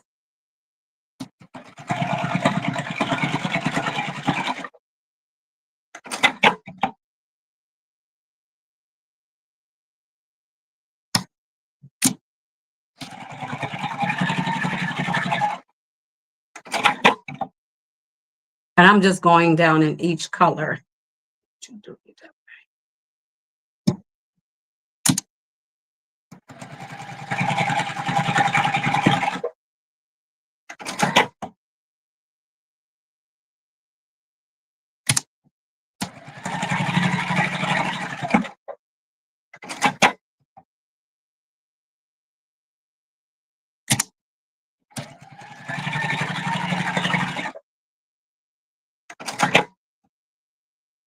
I'm still going to put one on that blue, even though it's a small, tiny bit. I'm still going to put one. And the pink. I'm going to do it this way.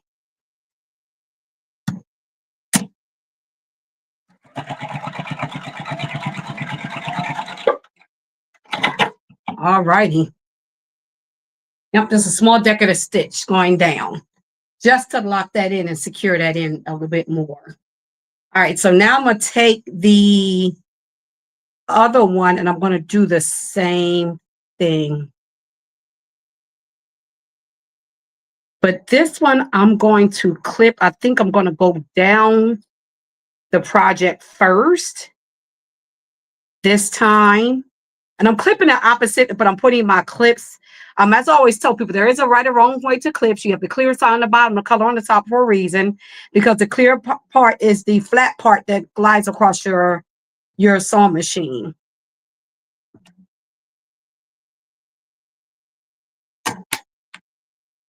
I see women on here all the time putting these clips on. It is a pet peeve of mine. Maybe just me, but it's a pet peeve of mine. All right, so what I'm going to do first, I'm just going to do some straight lines down right in the middle. Let's start there.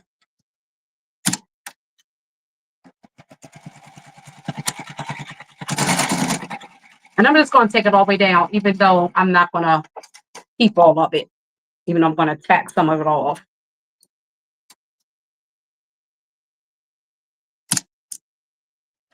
And that way I can take the clips out and it'll be secure.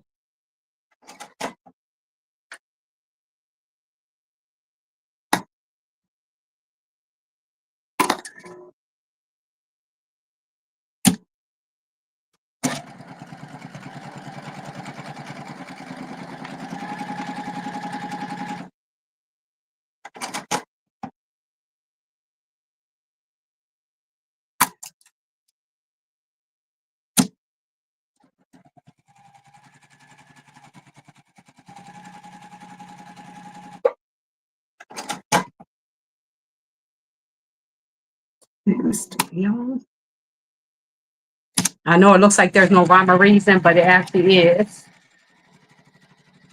I definitely got a system going on. All right.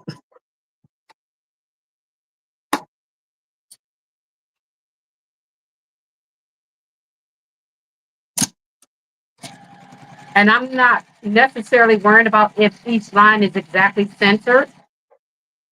Because remember, this is still a patchwork hat. They're pretty much centered, but I'm not focused on the actual center line.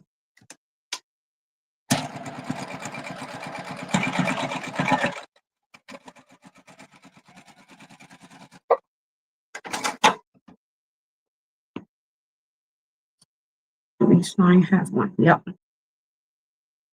All right. So I'm going to go ahead and still baste it. No, not the sides. What am I thinking? Oh.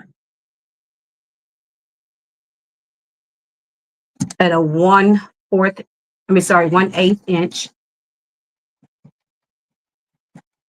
Typically, if I'm making a regular bucket hat, I wouldn't have to do this. I did this on my other patchwork hats just to secure the patches onto the hat. Also, in my very first hat, I did use glue, fabric glue, to put those patches on before I did the zigzags. The second hat, I did not when I mean second hat, the second type of patchwork hat. I just went on a sew those. I sewed those on, sort of like what I'm doing now. There we go. All right, so now we're going to go ahead and trim this up.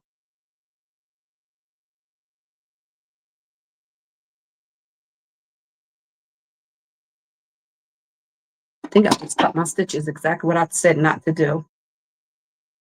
Just a little bit. Because remember, we're at a 1/8 inch.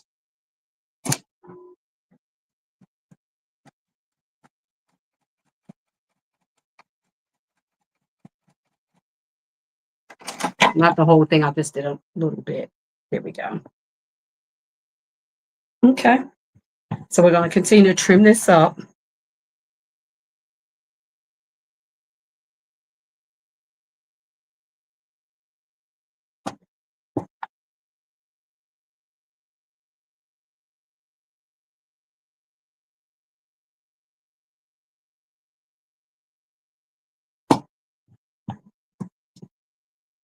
I'm finding myself having to dig a little bit harder because it's not cutting.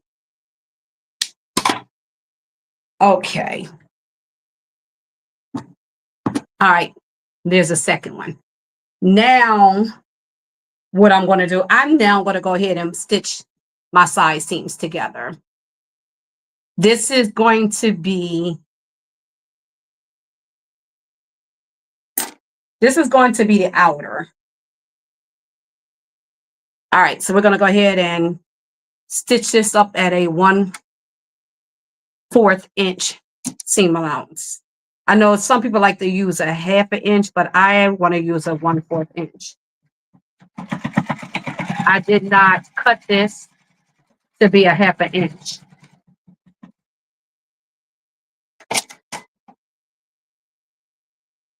Because I altered this pattern a little bit because like I said, I didn't like it when I did it the last one. So I kind of altered this one, which is why I decided, and I actually said that in my last patchwork video, that I was going to create my own because I bought a couple patterns that I did not like. I'm not sure why the excuse me, the measurements was off, but they were.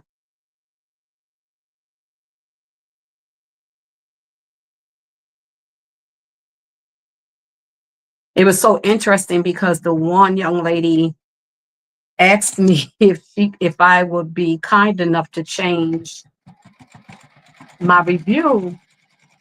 And I told her, yes, if you alter the pattern and send me an updated version and let me sew it out, I will be more than happy to update the review. However, she didn't want to do that. She just wanted me to change it. Talking about was hurting her page. And I was like, I mean, you cannot expect all sewists to be pleased with a pattern that, to me, it kind of seems like it was somebody else's pattern and she didn't have a complete full set and she altered it and recreated it. And the thing about it is we all can sell these patterns, but just make sure that your pattern is a decent pattern that even a beginner can sew it up. It should never be where an experienced sewist, now I'm just going to clip all these threads. A beginner sewist should not have to figure out how to put this pattern together like a puzzle. Like, that's not how patterns are created. I was like, when you buy a McCall's or a Vogue pattern, it's very clear on what pieces go together, how you put it together, things of that nature. I was like, I mean, I'm intelligent enough to be able to figure it out, but at the same time, it wasn't even labeled.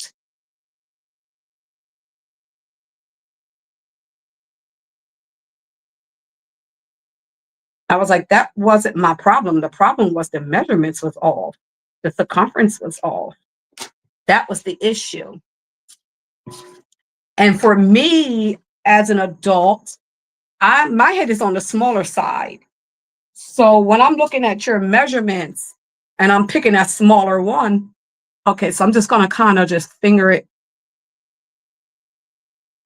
I'm picking the one that best fits me, and yet it's not fitting me.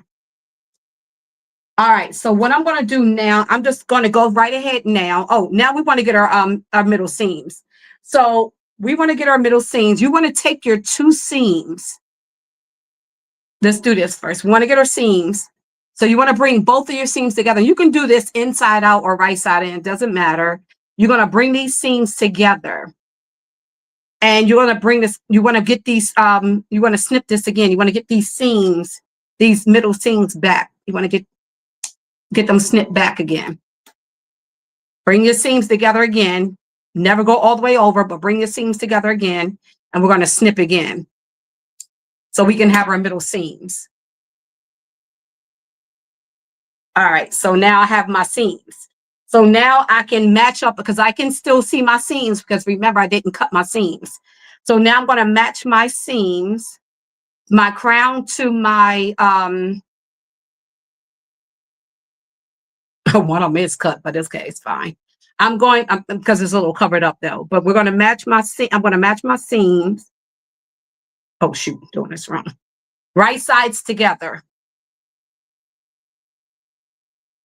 So when it's sewn, your seams are going to be hidden. We're going to match this up right sides together. And what I do, I take an alternate color. I got a bunch of purple clips. I do alternate colors. So I will know those are like my let's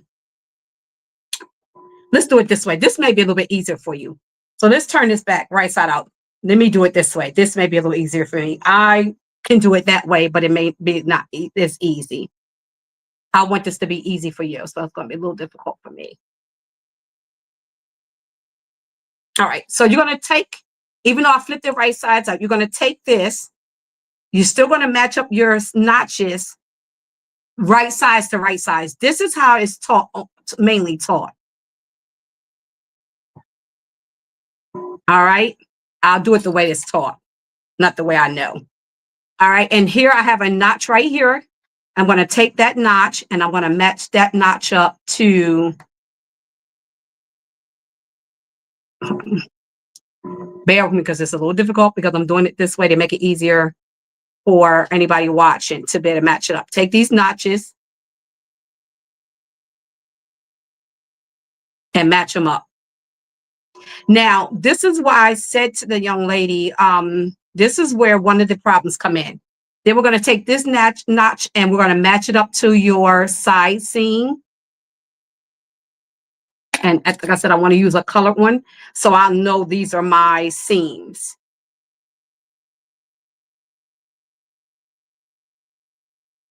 And take this notch and match that one also up to the notch. Now we can take your other clips and we can go ahead and clip it around. And this is what I was telling her and why I had to adjust her pattern. Whenever you're working with a circle circumference, no matter what, that pattern should have been written well enough that when I go to clip this together, I don't have to put snips in here to make it round and to make it flat. So with her pattern, I had to do that. No beginner should ever have to do that.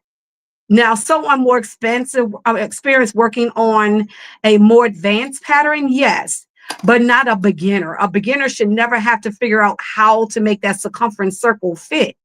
And like I told her, I said, and that was the problem. Even with this being a beginner pattern, I had to alter that. So I had to take her pattern, her paper pattern, and I had to change the circumferences on every last size. I literally had to print out every size. Well, I didn't do every. What I did was I did the 22 So I did the 20, 22, and 24. Those are the main sizes that men and women wear. And if somebody else needed, then I would have had to cut it, but I'm about to create my own. But I had to cut those out, and I had to actually alter those 3 sizes, because when I made that first bucket hat, I was making a 20 for a woman and a 24 for a man. What is interesting, now that female says she wears a 22. Even with her 20, it was still too big. So she has a 22 head circumference. So when you look inside your hat, you're going to see right sides together. So we're going to go ahead and stitch this up. But even that 20, even though I went 20, I messed up one of the clips. Even though I went 20, it still was a little too big. So I messed up a lot of clips. I did that backwards. Okay, that's fine. I'll do it this way. Yeah, so it's, so it's a little disappointing. You know what? I'm thinking that she's never sewn it up, because I did ask her. I said, "Are you sure you sewn up this project before you did it? Before you printed it and sold it?" She said she did, and I was like, "But if you did, you should have caught that." Now I will say this, and this is another thing. And a lot of people don't really realize this. There are different head circumferences for different phenotypes, meaning different races. That happens too, because we all have different ball circumferences. And that could be a big problem as well. So that would not be on her. However, I do know that if she would have sewn up that hat, she would have noticed that that 22 was really sewing up as like a 24. I wear 18 and a half. So I would go to a 20. And the reason why I would go to a 20 instead of a 18, I would actually go up, is because I have a lot of hair. Now, if I ever cut my hair off again and wear my hair short, then I would actually go back down to an 18, which is one reason why I didn't wear a lot of hats. It was so interesting, because when my husband and I went on our first trip together, before we got married, we went away and I needed a sun hat. I want to bring that over. Hold on. I don't like that. I needed a sun hat. And we was breaking our necks on the island trying to find a sun hat that would fit my little head, that wouldn't be too big. It was so funny. And so the guy was like, "Oh, no, women wear this." And I was like, "I don't have the average woman's head." And I passed that small head on to my youngest daughter. So that has always been our problem. So even when I was in church, I was making my own hats versus buying them.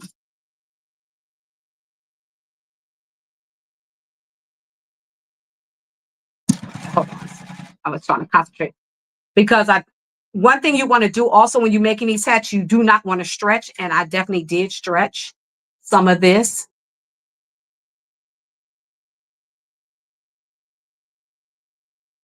I didn't realize I was stretching. Sometimes I'm a little heavy-handed too, so that happens. I have to be careful and I have to watch myself, but I definitely did stretch.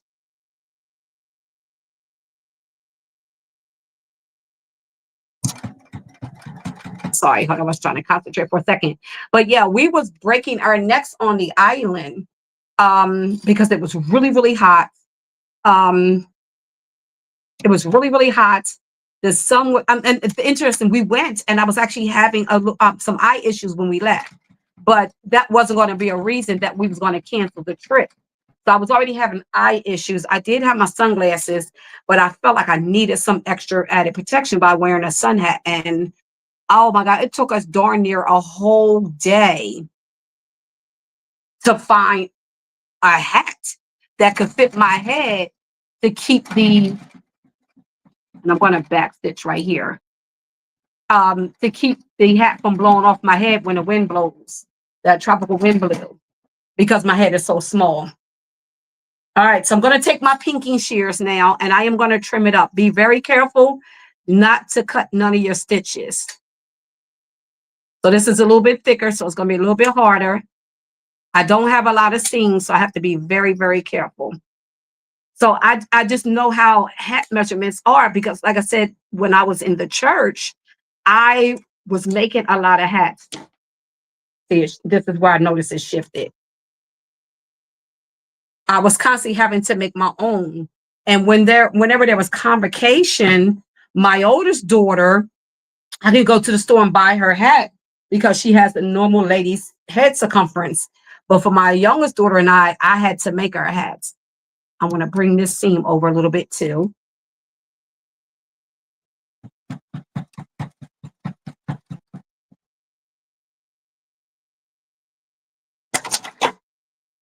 Okay.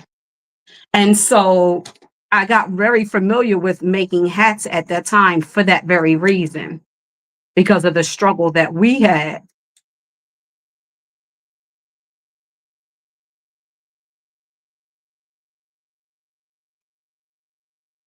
Okay. But I only got into making bucket hats because my oldest daughter is, I guess you can call her bucket hat head. She is into bucket hats. She loves a bunch of bucket hats. She also likes, well, I like fedoras, and that's what I ended up buying on the island. Some of these seams can be a little thick.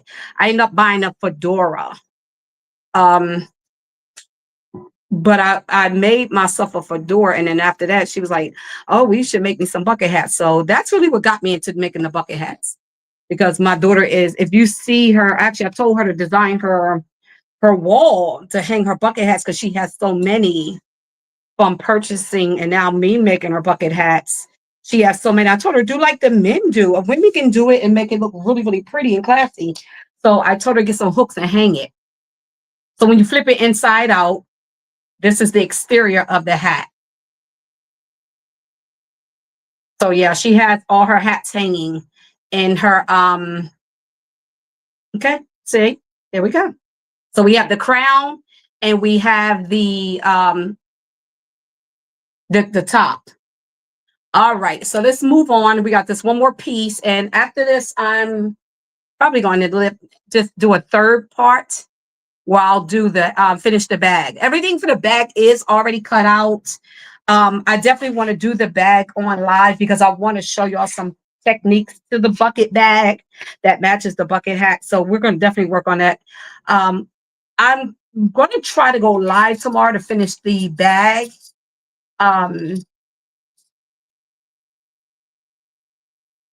Oh, yours is small too? Yeah, my head is small. And like my daughter and I, we used to get talked about all the time. My sisters used to talk about us all the time because I always said they had big heads and they laugh at us for having small heads.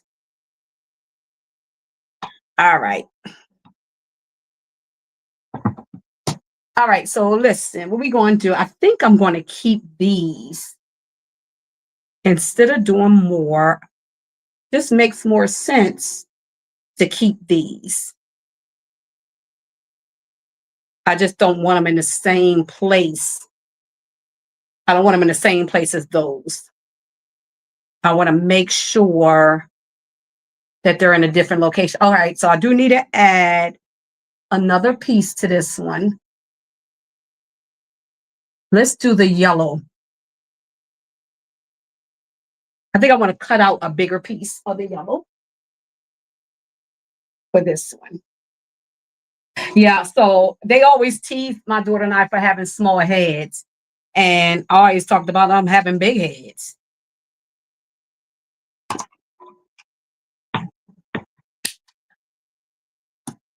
And my oldest daughter, she has the average woman size head.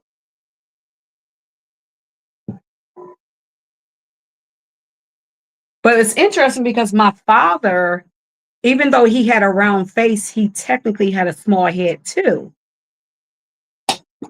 Because he always talked about that's why he didn't really wear hats, because it was hard for him to find hats. He likes fedoras as well. And interesting, so is my husband. My husband's head is fairly small and he has a round, fat face, but his head circumference is fairly small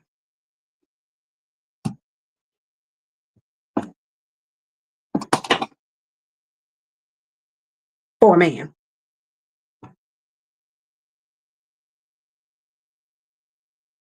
Okay. All right. So, yeah, I want to add, let's add the yellow.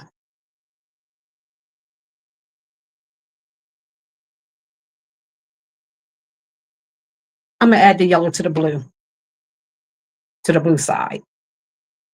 That's what I want to do.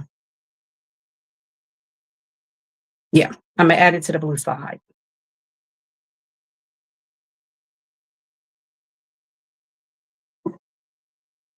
All right. So we're going to go ahead and,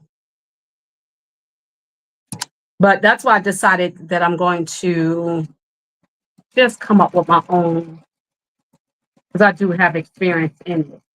So I was like, if I got experience in it, I might as well just come up with my own. And I used to sell these hats, so I definitely got experience in them because they definitely sold.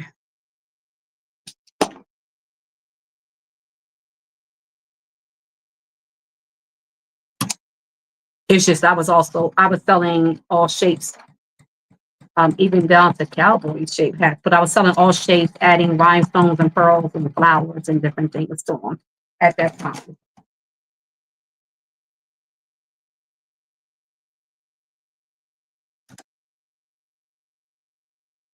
And I'm just adding those two strips.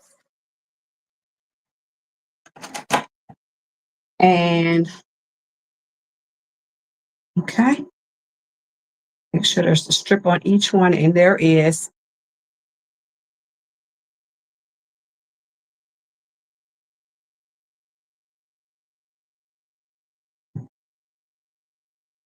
Nope, I'm gonna have to add, because this is curved. So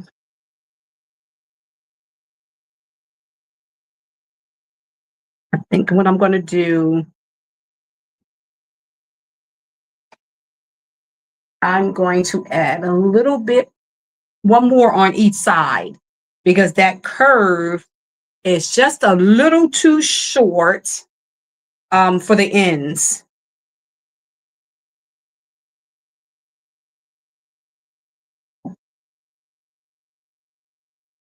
Because remember, your brim is wider, even though, I mean, it's longer, but not wider.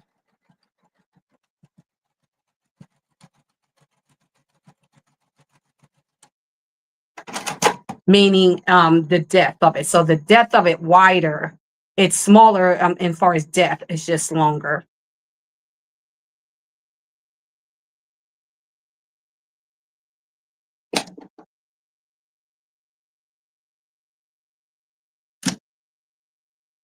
Okay, it is on the side.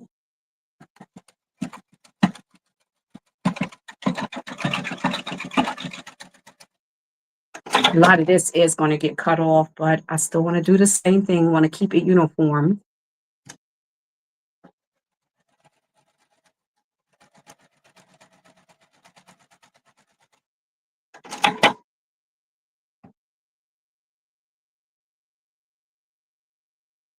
And it's interesting because now my granddaughter, she has a small head.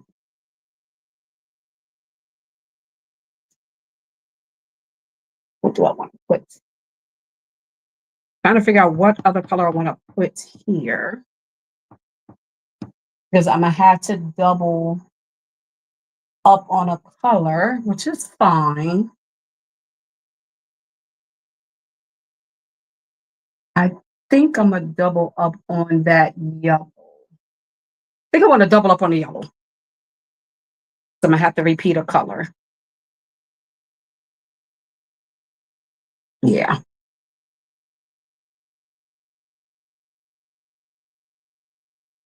Bring it down. So, okay.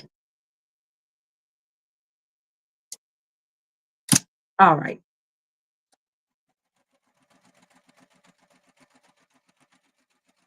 I'm gonna have to make one of these for you now. I still have not made myself a bucket hat yet. I cannot believe it.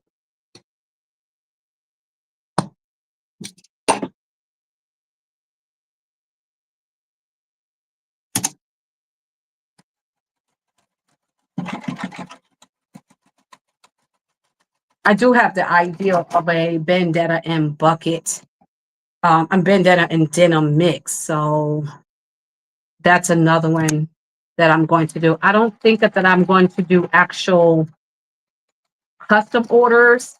And the reason why I don't think that I'm going to do that, because I remember when I was making shirts as well as tumblers, it just became a lot. It became too much, because then people ask you for something and then turn around after you do it and say they're not satisfied. So I think I'm just going to stick with whatever I make is what I sell.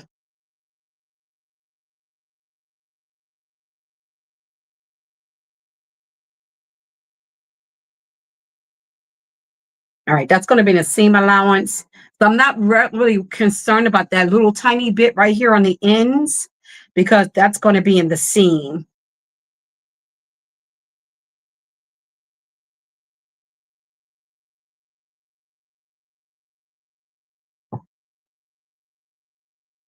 Yeah, that's going to be in the seam. So I'm not really worried about those two at the top.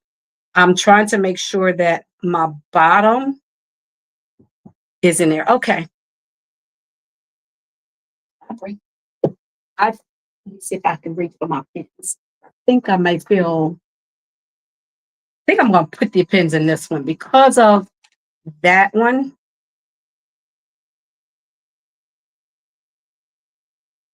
I don't typically work with pins,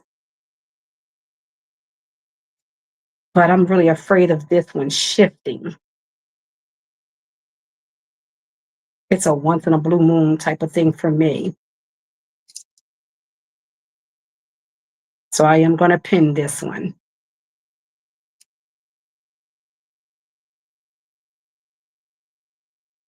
I don't even use pins when I'm working with denim. I just pretty much train myself not to use them because I also work with vinyl and leather. So I do it just to be on the safe side. All right, so we're going to go ahead and get these middle stitches, excuse me, down so that we can go ahead and get that tack down. Keep that uniformed again.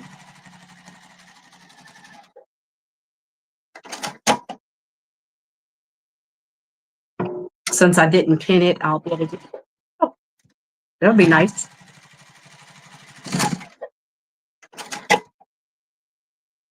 I mean, since I didn't, clip it. So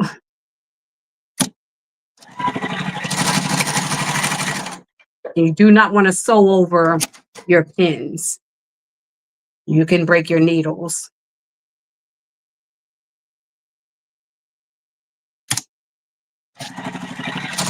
Even on the industrial machine, I wouldn't sew on my pins.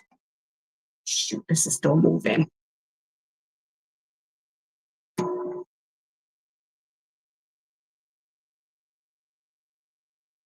Sorry that y'all are moving this much. It literally fell over the minute I went live. That's because the tripod that has my phone on, it for some reason it broke right before the live. It's kind of not wanting to sit still, and it keeps wanting to fall over into the table. I may have to bring the camera back over, but this is a good angle. That's why I brought it over here. This is a really good sewing angle. But I'm also going to have to depend on somebody to send me, I don't think I need to do. I'm going to have to do one more stitch. I want to get that sewn down. Send me a ring light because even ring lights won't ship out here to the islands. All right, so we're going to go ahead and tack this down.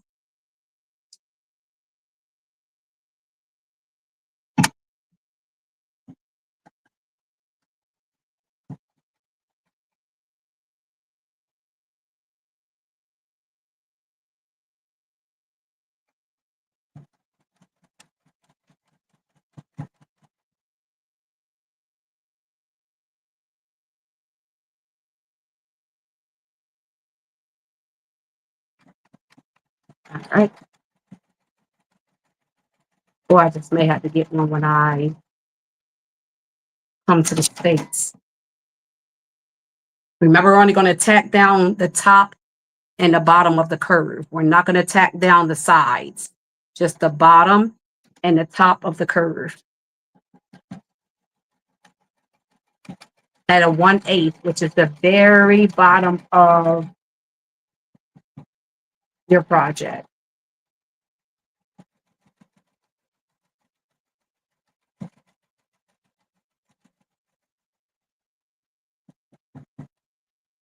There we go. All right. Now we're going to go ahead and trim this up. Remember to get real close without cutting the stitches.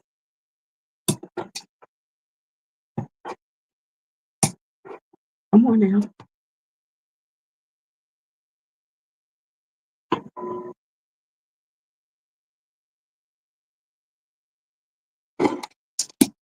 Also, I'm actually about to incorporate some juicing videos. Although I'm sewing, I do love the juice.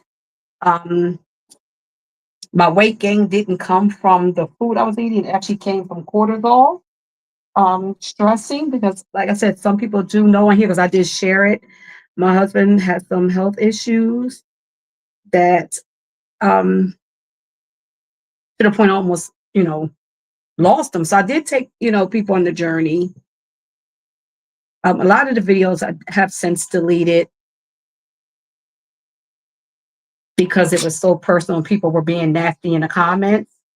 But that's where my weight really came from. Came from cortisol, being stressed out, worrying about my husband. But I noticed on my channel, I was deleting these videos and I decided to ask a couple influencers as well as chat about deleting those videos. And they were like, no, don't delete them. And I was like, oh,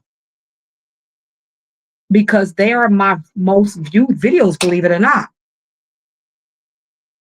So I had already deleted a whole bunch of videos. I deleted my former business. When I rebranded, I deleted my juicing videos. But I am about to start making some more. Okay. All right. My wrist is starting to hurt. Oh, I did bring one over here already. All right. So now we have this one.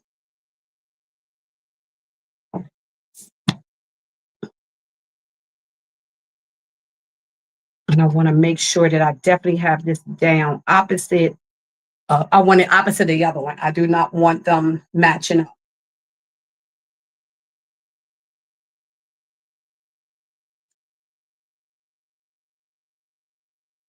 All right, so I want that up against there. Okay, good. All right, so we're going to do the same thing. We're going to add some to that. Okay. Now let's do, I don't want to do the orange. Let's do pink.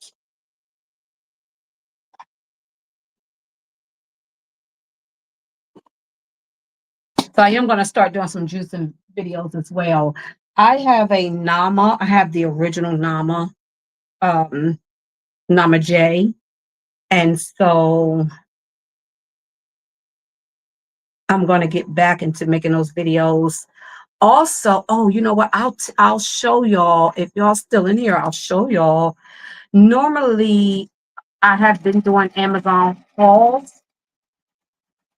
However, the last few times I've ordered from Amazon, and it's only been Amazon, my packages turned up missing, or not just missing. And this is, and I'll tell you the backstory on that. Turned up missing, as well as damage and some pieces missing. So I've had one package, the whole package was damaged. That was a small one. Um, that one only had, well, not only because it's still hard on money, but that one had about, I think, 70, $80 worth of stuff in it. However, I had a large package that also got destroyed by the post office, that that had like 100 some dollars. I think it was like 120 that got destroyed by the post office. I'm going to, what I want to do. This gets, I think I'm gonna add red. I'm gonna add red to this. I'm just gonna go ahead and add red to the pink.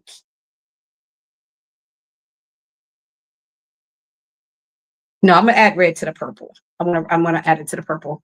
And so that one had a bunch of big ticket items that was missing. And I don't think that no one stole them. I think what happened was whenever I've learned later, whenever a large package comes from Amazon in the States, it goes through Puerto Rico, a post office in Puerto Rico. This post office, apparently, after I looked at the reviews, is known for destroying people's packages and losing items. This particular post office destroyed one of my packages and had big ticket items that was lost. And then they lost a complete order. That order was like $200. It was two plus. Just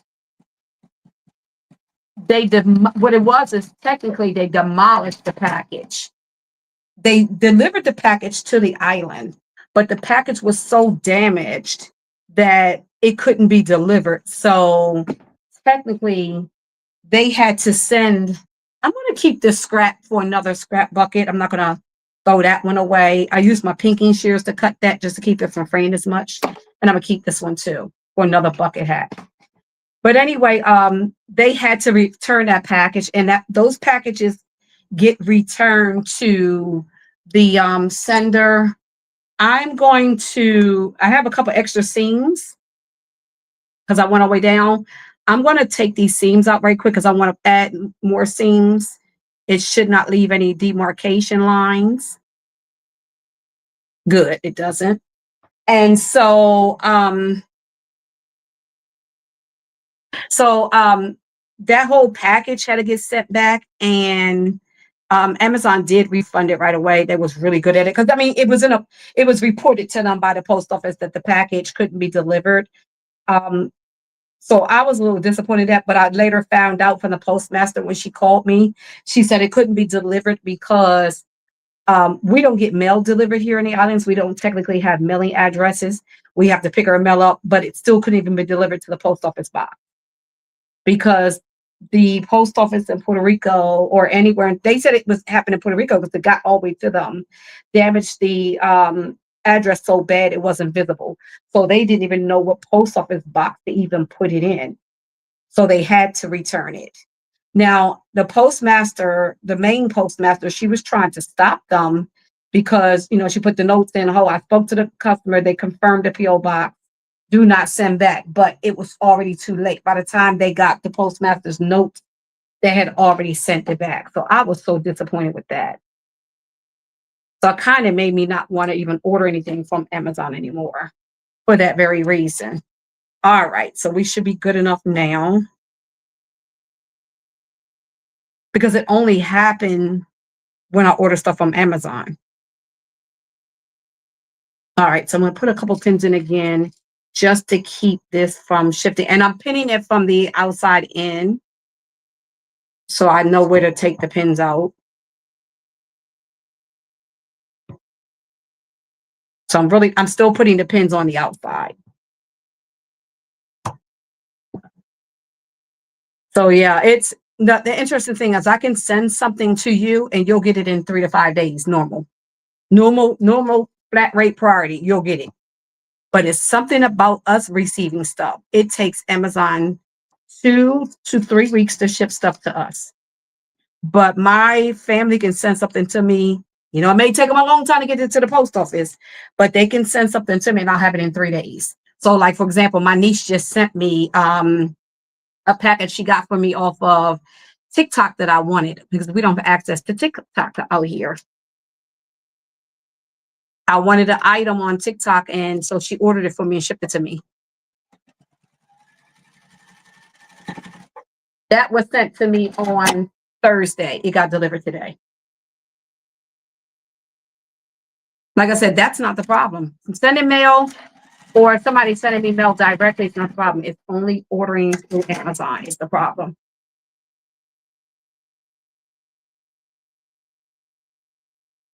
And I still don't understand why these companies ship to Hawaii, Guam, and Puerto Rico, but won't ship to the Virgin Islands. That makes no sense to me whatsoever because they're all United States territory or states.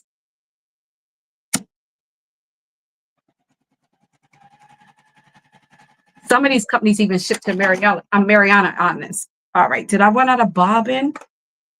Because that didn't stitch. No, but it is a little, I'm almost out though. I only got a little bit left. I am going to have to refill it. Oh, I have another one. I think I did take another one out. Normally I had 2 bobbins, but normally with my bucket hats, I don't need to. That didn't stitch. All right, let's try this again.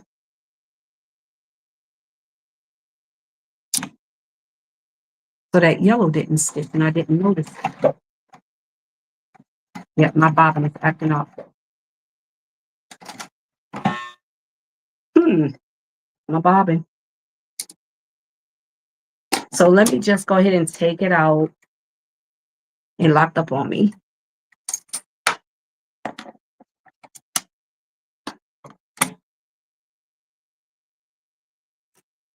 So I'm going to take my foot off for a second.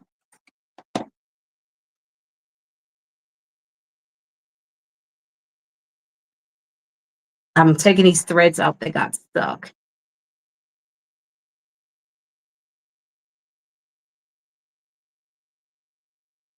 All right, where's my, I always keep my, and if you ever watch any of my videos, you know I always keep my sewing kit with my screwdriver near me, always. Every time I go live, it's always near me. So I'm going to go ahead and take this needle out.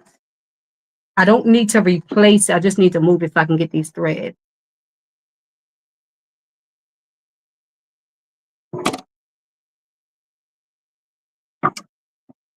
We go. And this happens even in industrial machines. So it did lock up. I'm not sure why it locked up. Another one. We have 2 bobbins, but I don't today. Oh, yes, I do. Like I said, I know I always have 2 bobbins. I always have 2 bobbins of the same color when I'm working as well. Because one thing about this type of sewing machine, these bobbins, regular domestic machine bobbins, do not fit on these machines.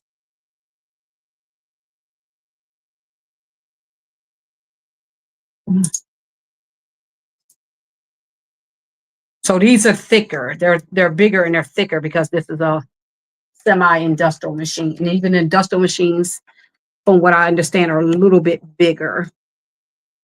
So you definitely have to have industrial machine size bobbins for your machine.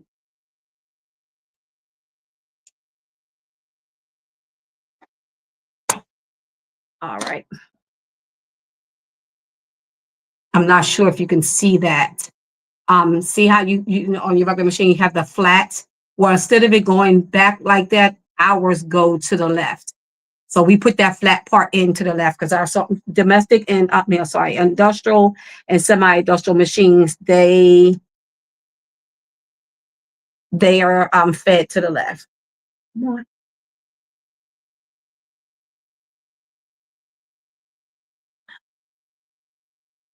Come on, never had issues with you before. Now that I'm live, you don't want to go up in there.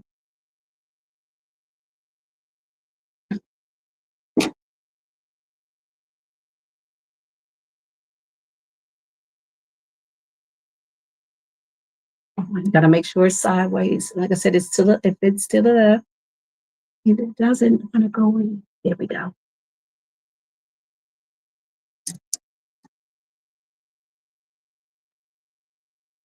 There we go. Nope, it's not all the way in.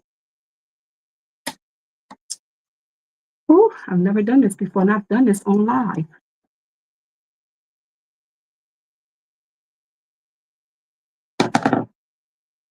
I mean, I've never had this issue, I should say. Hold on, y'all. I'm not sure why it doesn't want to go in.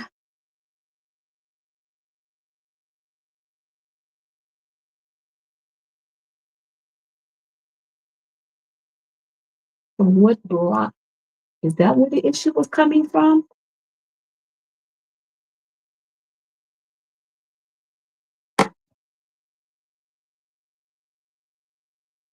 No, it's not going all the way in.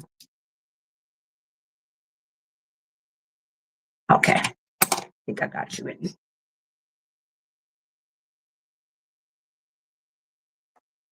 Commercial break.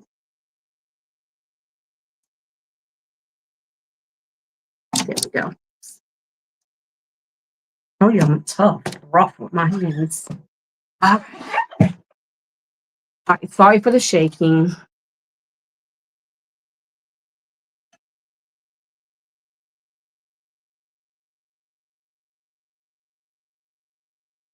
Okay. Like I said, and this is why I always tell you, you should always have your kit that comes with the machine next to you.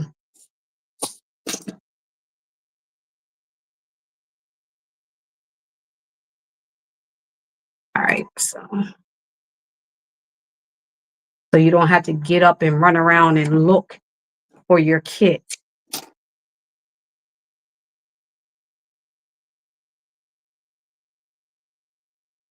And one way you will always know if you're not threading this one properly, like I said, because it threads to the left. All right, so let's do some stitches. Okay, there you are. You locked again. I heard that lock. Yep, came right out. So, unfortunately, I am going to have to end it there. It was in, it was tightened, but it came down. So I'm going to have to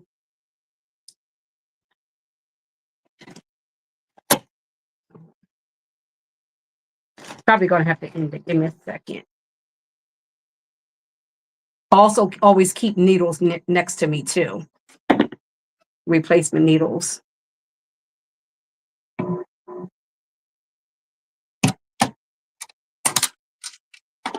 What I don't have though is, okay, there we go. Why are you acting up today?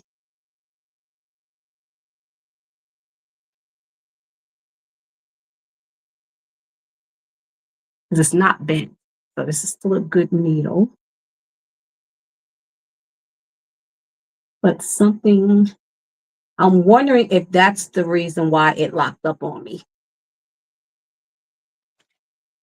And I'm thinking it is because this is so easy. It's just like a domestic machine. It's really easy. Just replacing a needle. I'm going to lay her down for a second. I don't see. It doesn't look like. Yeah, the hole does look different though.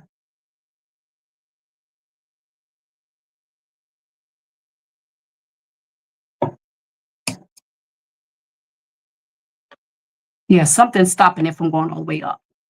Okay, this ain't good because this is a $1,200 machine, and there's no way in a year it should be acting up. Let me loosen you up some more. So you get to see me work on this live in full effect. I'm going to just change the needle and see if that's the problem. All right. What side did I put them on though? Because I also have my, oh, I knew I had them next to me. Always have my needles next to me.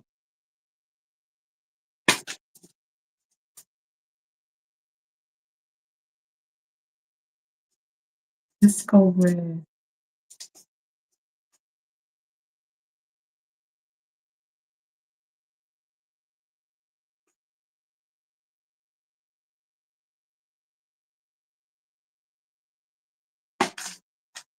let's go to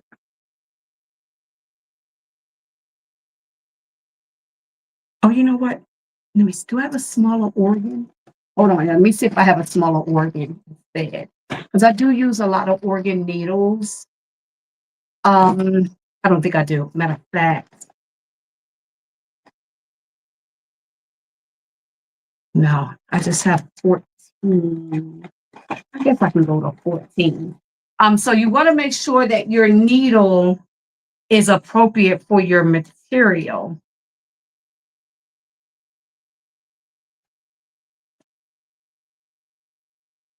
And I typically use no,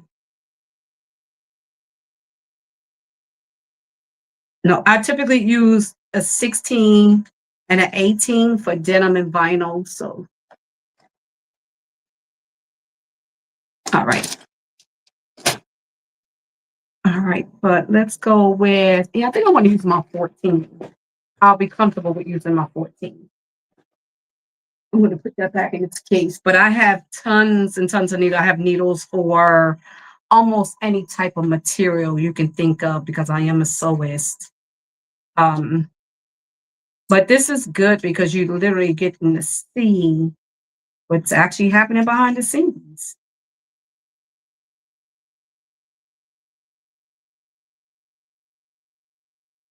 Because this does happen. So let's go ahead and try a new needle. It's something with that hole. That needle does not want to go in the hole. And it's definitely something with the hole, but I got it. Okay.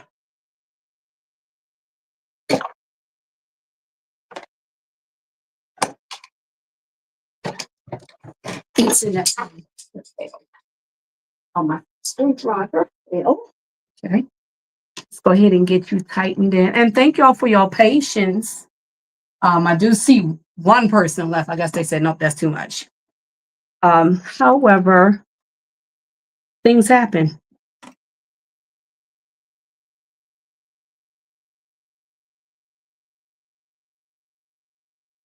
All right, and you get to see it live and in color.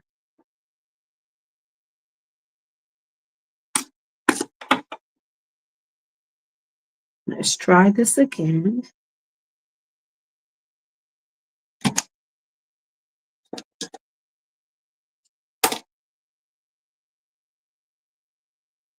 Because I would have been upset because the warranty just ended.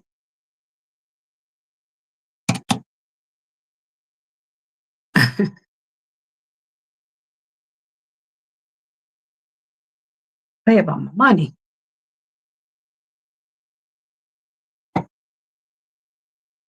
I wanted this machine, and hubby said, go on and get it.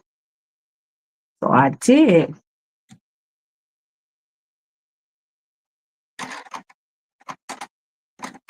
It's the tension in the bobbin because I can hear it. Yep. It's the tension in the bobbin. I heard it again. So I'm not sure what's going on with my tension in the bobbin. So that is off. And I just put a new bobbin in. It actually kicked my bobbin out. As you've seen, this is actually what was happening with my embroidery machine. It's a nice tension, but it keeps wanting to lock up. So why are you locked up? There we go. It's unlocked. So I wish I could have shown you. Because even so, you know, it's a little lever on the inside. The domestic machines have them too. And that lever kept locking up. Let's try you one more time. Out of the clear blue. There we go. All right. Let's get a couple of practice stitches in really quickly. One more. Feel more comfortable if I do one more. All right. Perfect. Top and bottom. Perfect, perfect, perfect. All right. Here we go. We're on and cooking. So there we go. We got grease now, y'all. Okay. Not sure why that was locking up, but it's okay.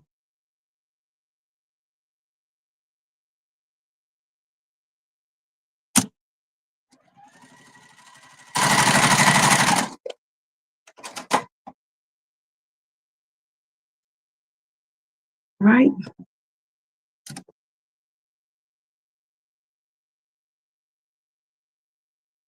Y'all, you see me, I keep reaching to my right.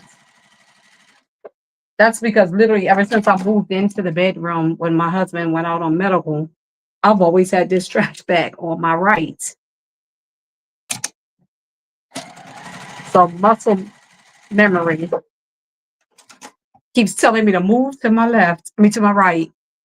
That muscle memory.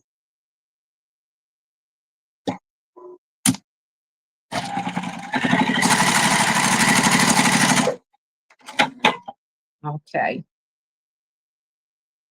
There we go. And now we got to do this one.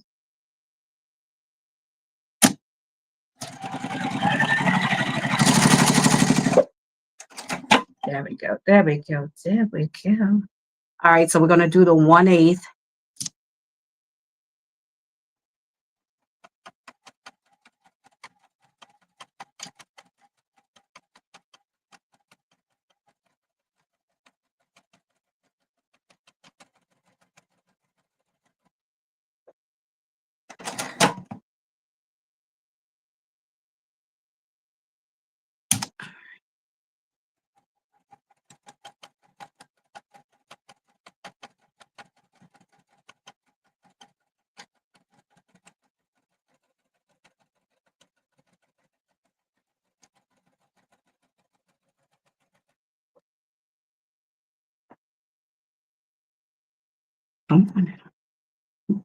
Now I'm loosening up that tension.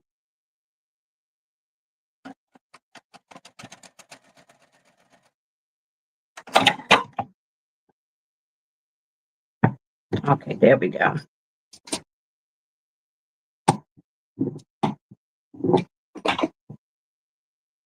And I told you these rollers are French rollers. Not sure why these lot of our equipment that we use is considered to be French. Like you have the French press, which is the different press that you use to press seams. You got the French seam. You have the French rulers. I'm not sure. That I don't really remember. And it's interesting because I do have French ancestry.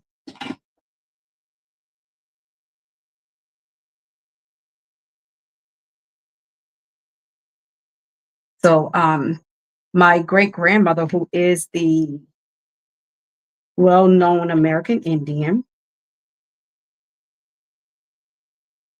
she's also French. Her mother and grandmother were Chippewa Indians, which is why on my history page, I my history channel that I have, or my other channel, it's American Indian History Channel. I go by Copper Chippewa. I go by Copper Chippewa on one of my Instagram pages, and I go by that on Facebook. I have a couple Facebook pages on my personal Facebook page. My grandmother in Wilmington is known in Wilmington, Delaware, as a little Indian woman from 25th Street. So the people that didn't know her name would identify her as the little Indian woman from 25th Street in the city of Wilmington, Wilmington, Delaware. That's how they would identify her. All right, so whew, that was a lot of work. More work than it should have been. All right, so we're going to go ahead now and do the seams. We're going to go ahead and stitch up these seams. Don't forget, we got a back stitch. We're going to do this at a 1/4 inch seam allowance.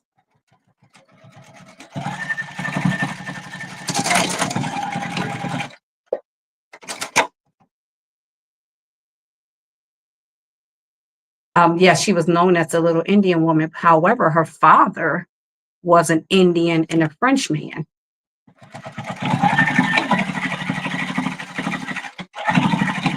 So it's that close in my bloodline. It's not something in the distant memory. And honestly speaking, a lot of what we call Black Americans today, you're not African. You're from here. Your people didn't come over here on no boats. You're literally from America. Your ancestors from America. If we did your genealogy, you actually would find that. Now I guarantee you, 9 out of 10, you will not be able to find a slave manifest, because 96% of Black Americans, and the federal government actually knows this, and it's sad that our people don't know this, but the American government does. Not 96% of Black Americans have no African ancestry at all.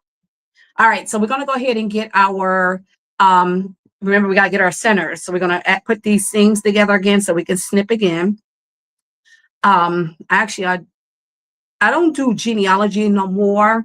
However, I do help people get started still.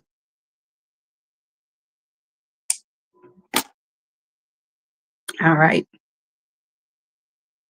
And I do teach how to search for genealogy, which I have to do. I got to do another live. I had a couple of lives on this channel. I moved them over to my new channel, but I have not been live in a year.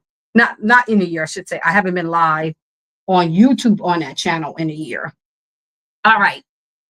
So my phone is getting hot. Before it dies, I'm going to show you. So what you're going to do now is you're going to take this inside out, because I do have to hurry up because it is getting hot. This is the second time it's done, or third time it's done this. Actually, no, sorry, maybe fourth. I ended the other day because of that. So I do know the sweet spot needs to be 2 hours. You're going to put your right sides together again, right? You're going to put your right sides together again.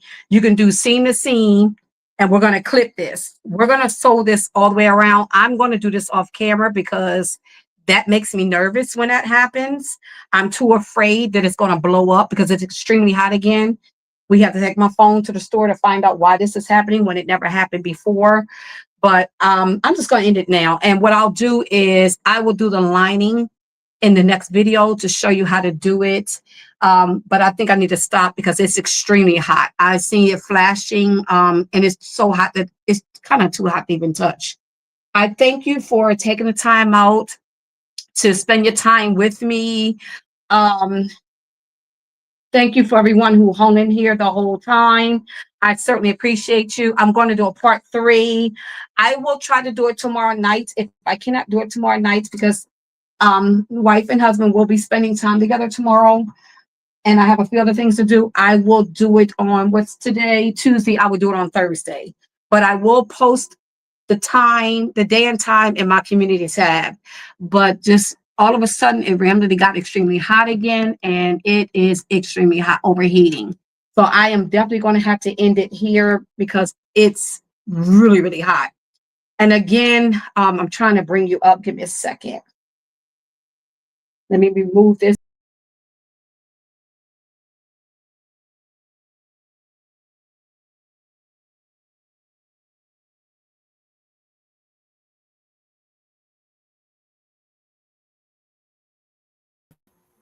All right. So I just removed myself from the stage, right? That camera from the stage. It's a good thing I did. It actually cut off anyway because that's how hot it is. It didn't cut off because the battery's dead. It cut off because it just all of a sudden overheated. Like I said, this is now, I think, my 4th time. This just happened the other day. So I'm going to go ahead and end it here, and we'll finish up either tomorrow night at 7 p.m. Eastern Standard Time, or we'll finish this on Thursday. Check my community tab so you can see the date and time that I am going to finish, because this right here makes me extremely nervous, because no phone should be this hot at all, like never. And like I said, I don't know why this has been happening lately, but it definitely has been starting to happen. And this is a fairly new phone. It's only a year old. So I certainly appreciate everyone who has come in and watched the live and supported the live. I appreciate everyone who've commented. Again, don't forget to like, subscribe, and hit that notification bell. We're going to continue with part 2. I still got to do the bucket bag. And I will see you in the next video. I'm now going to play my outro, and we will see you in the next video.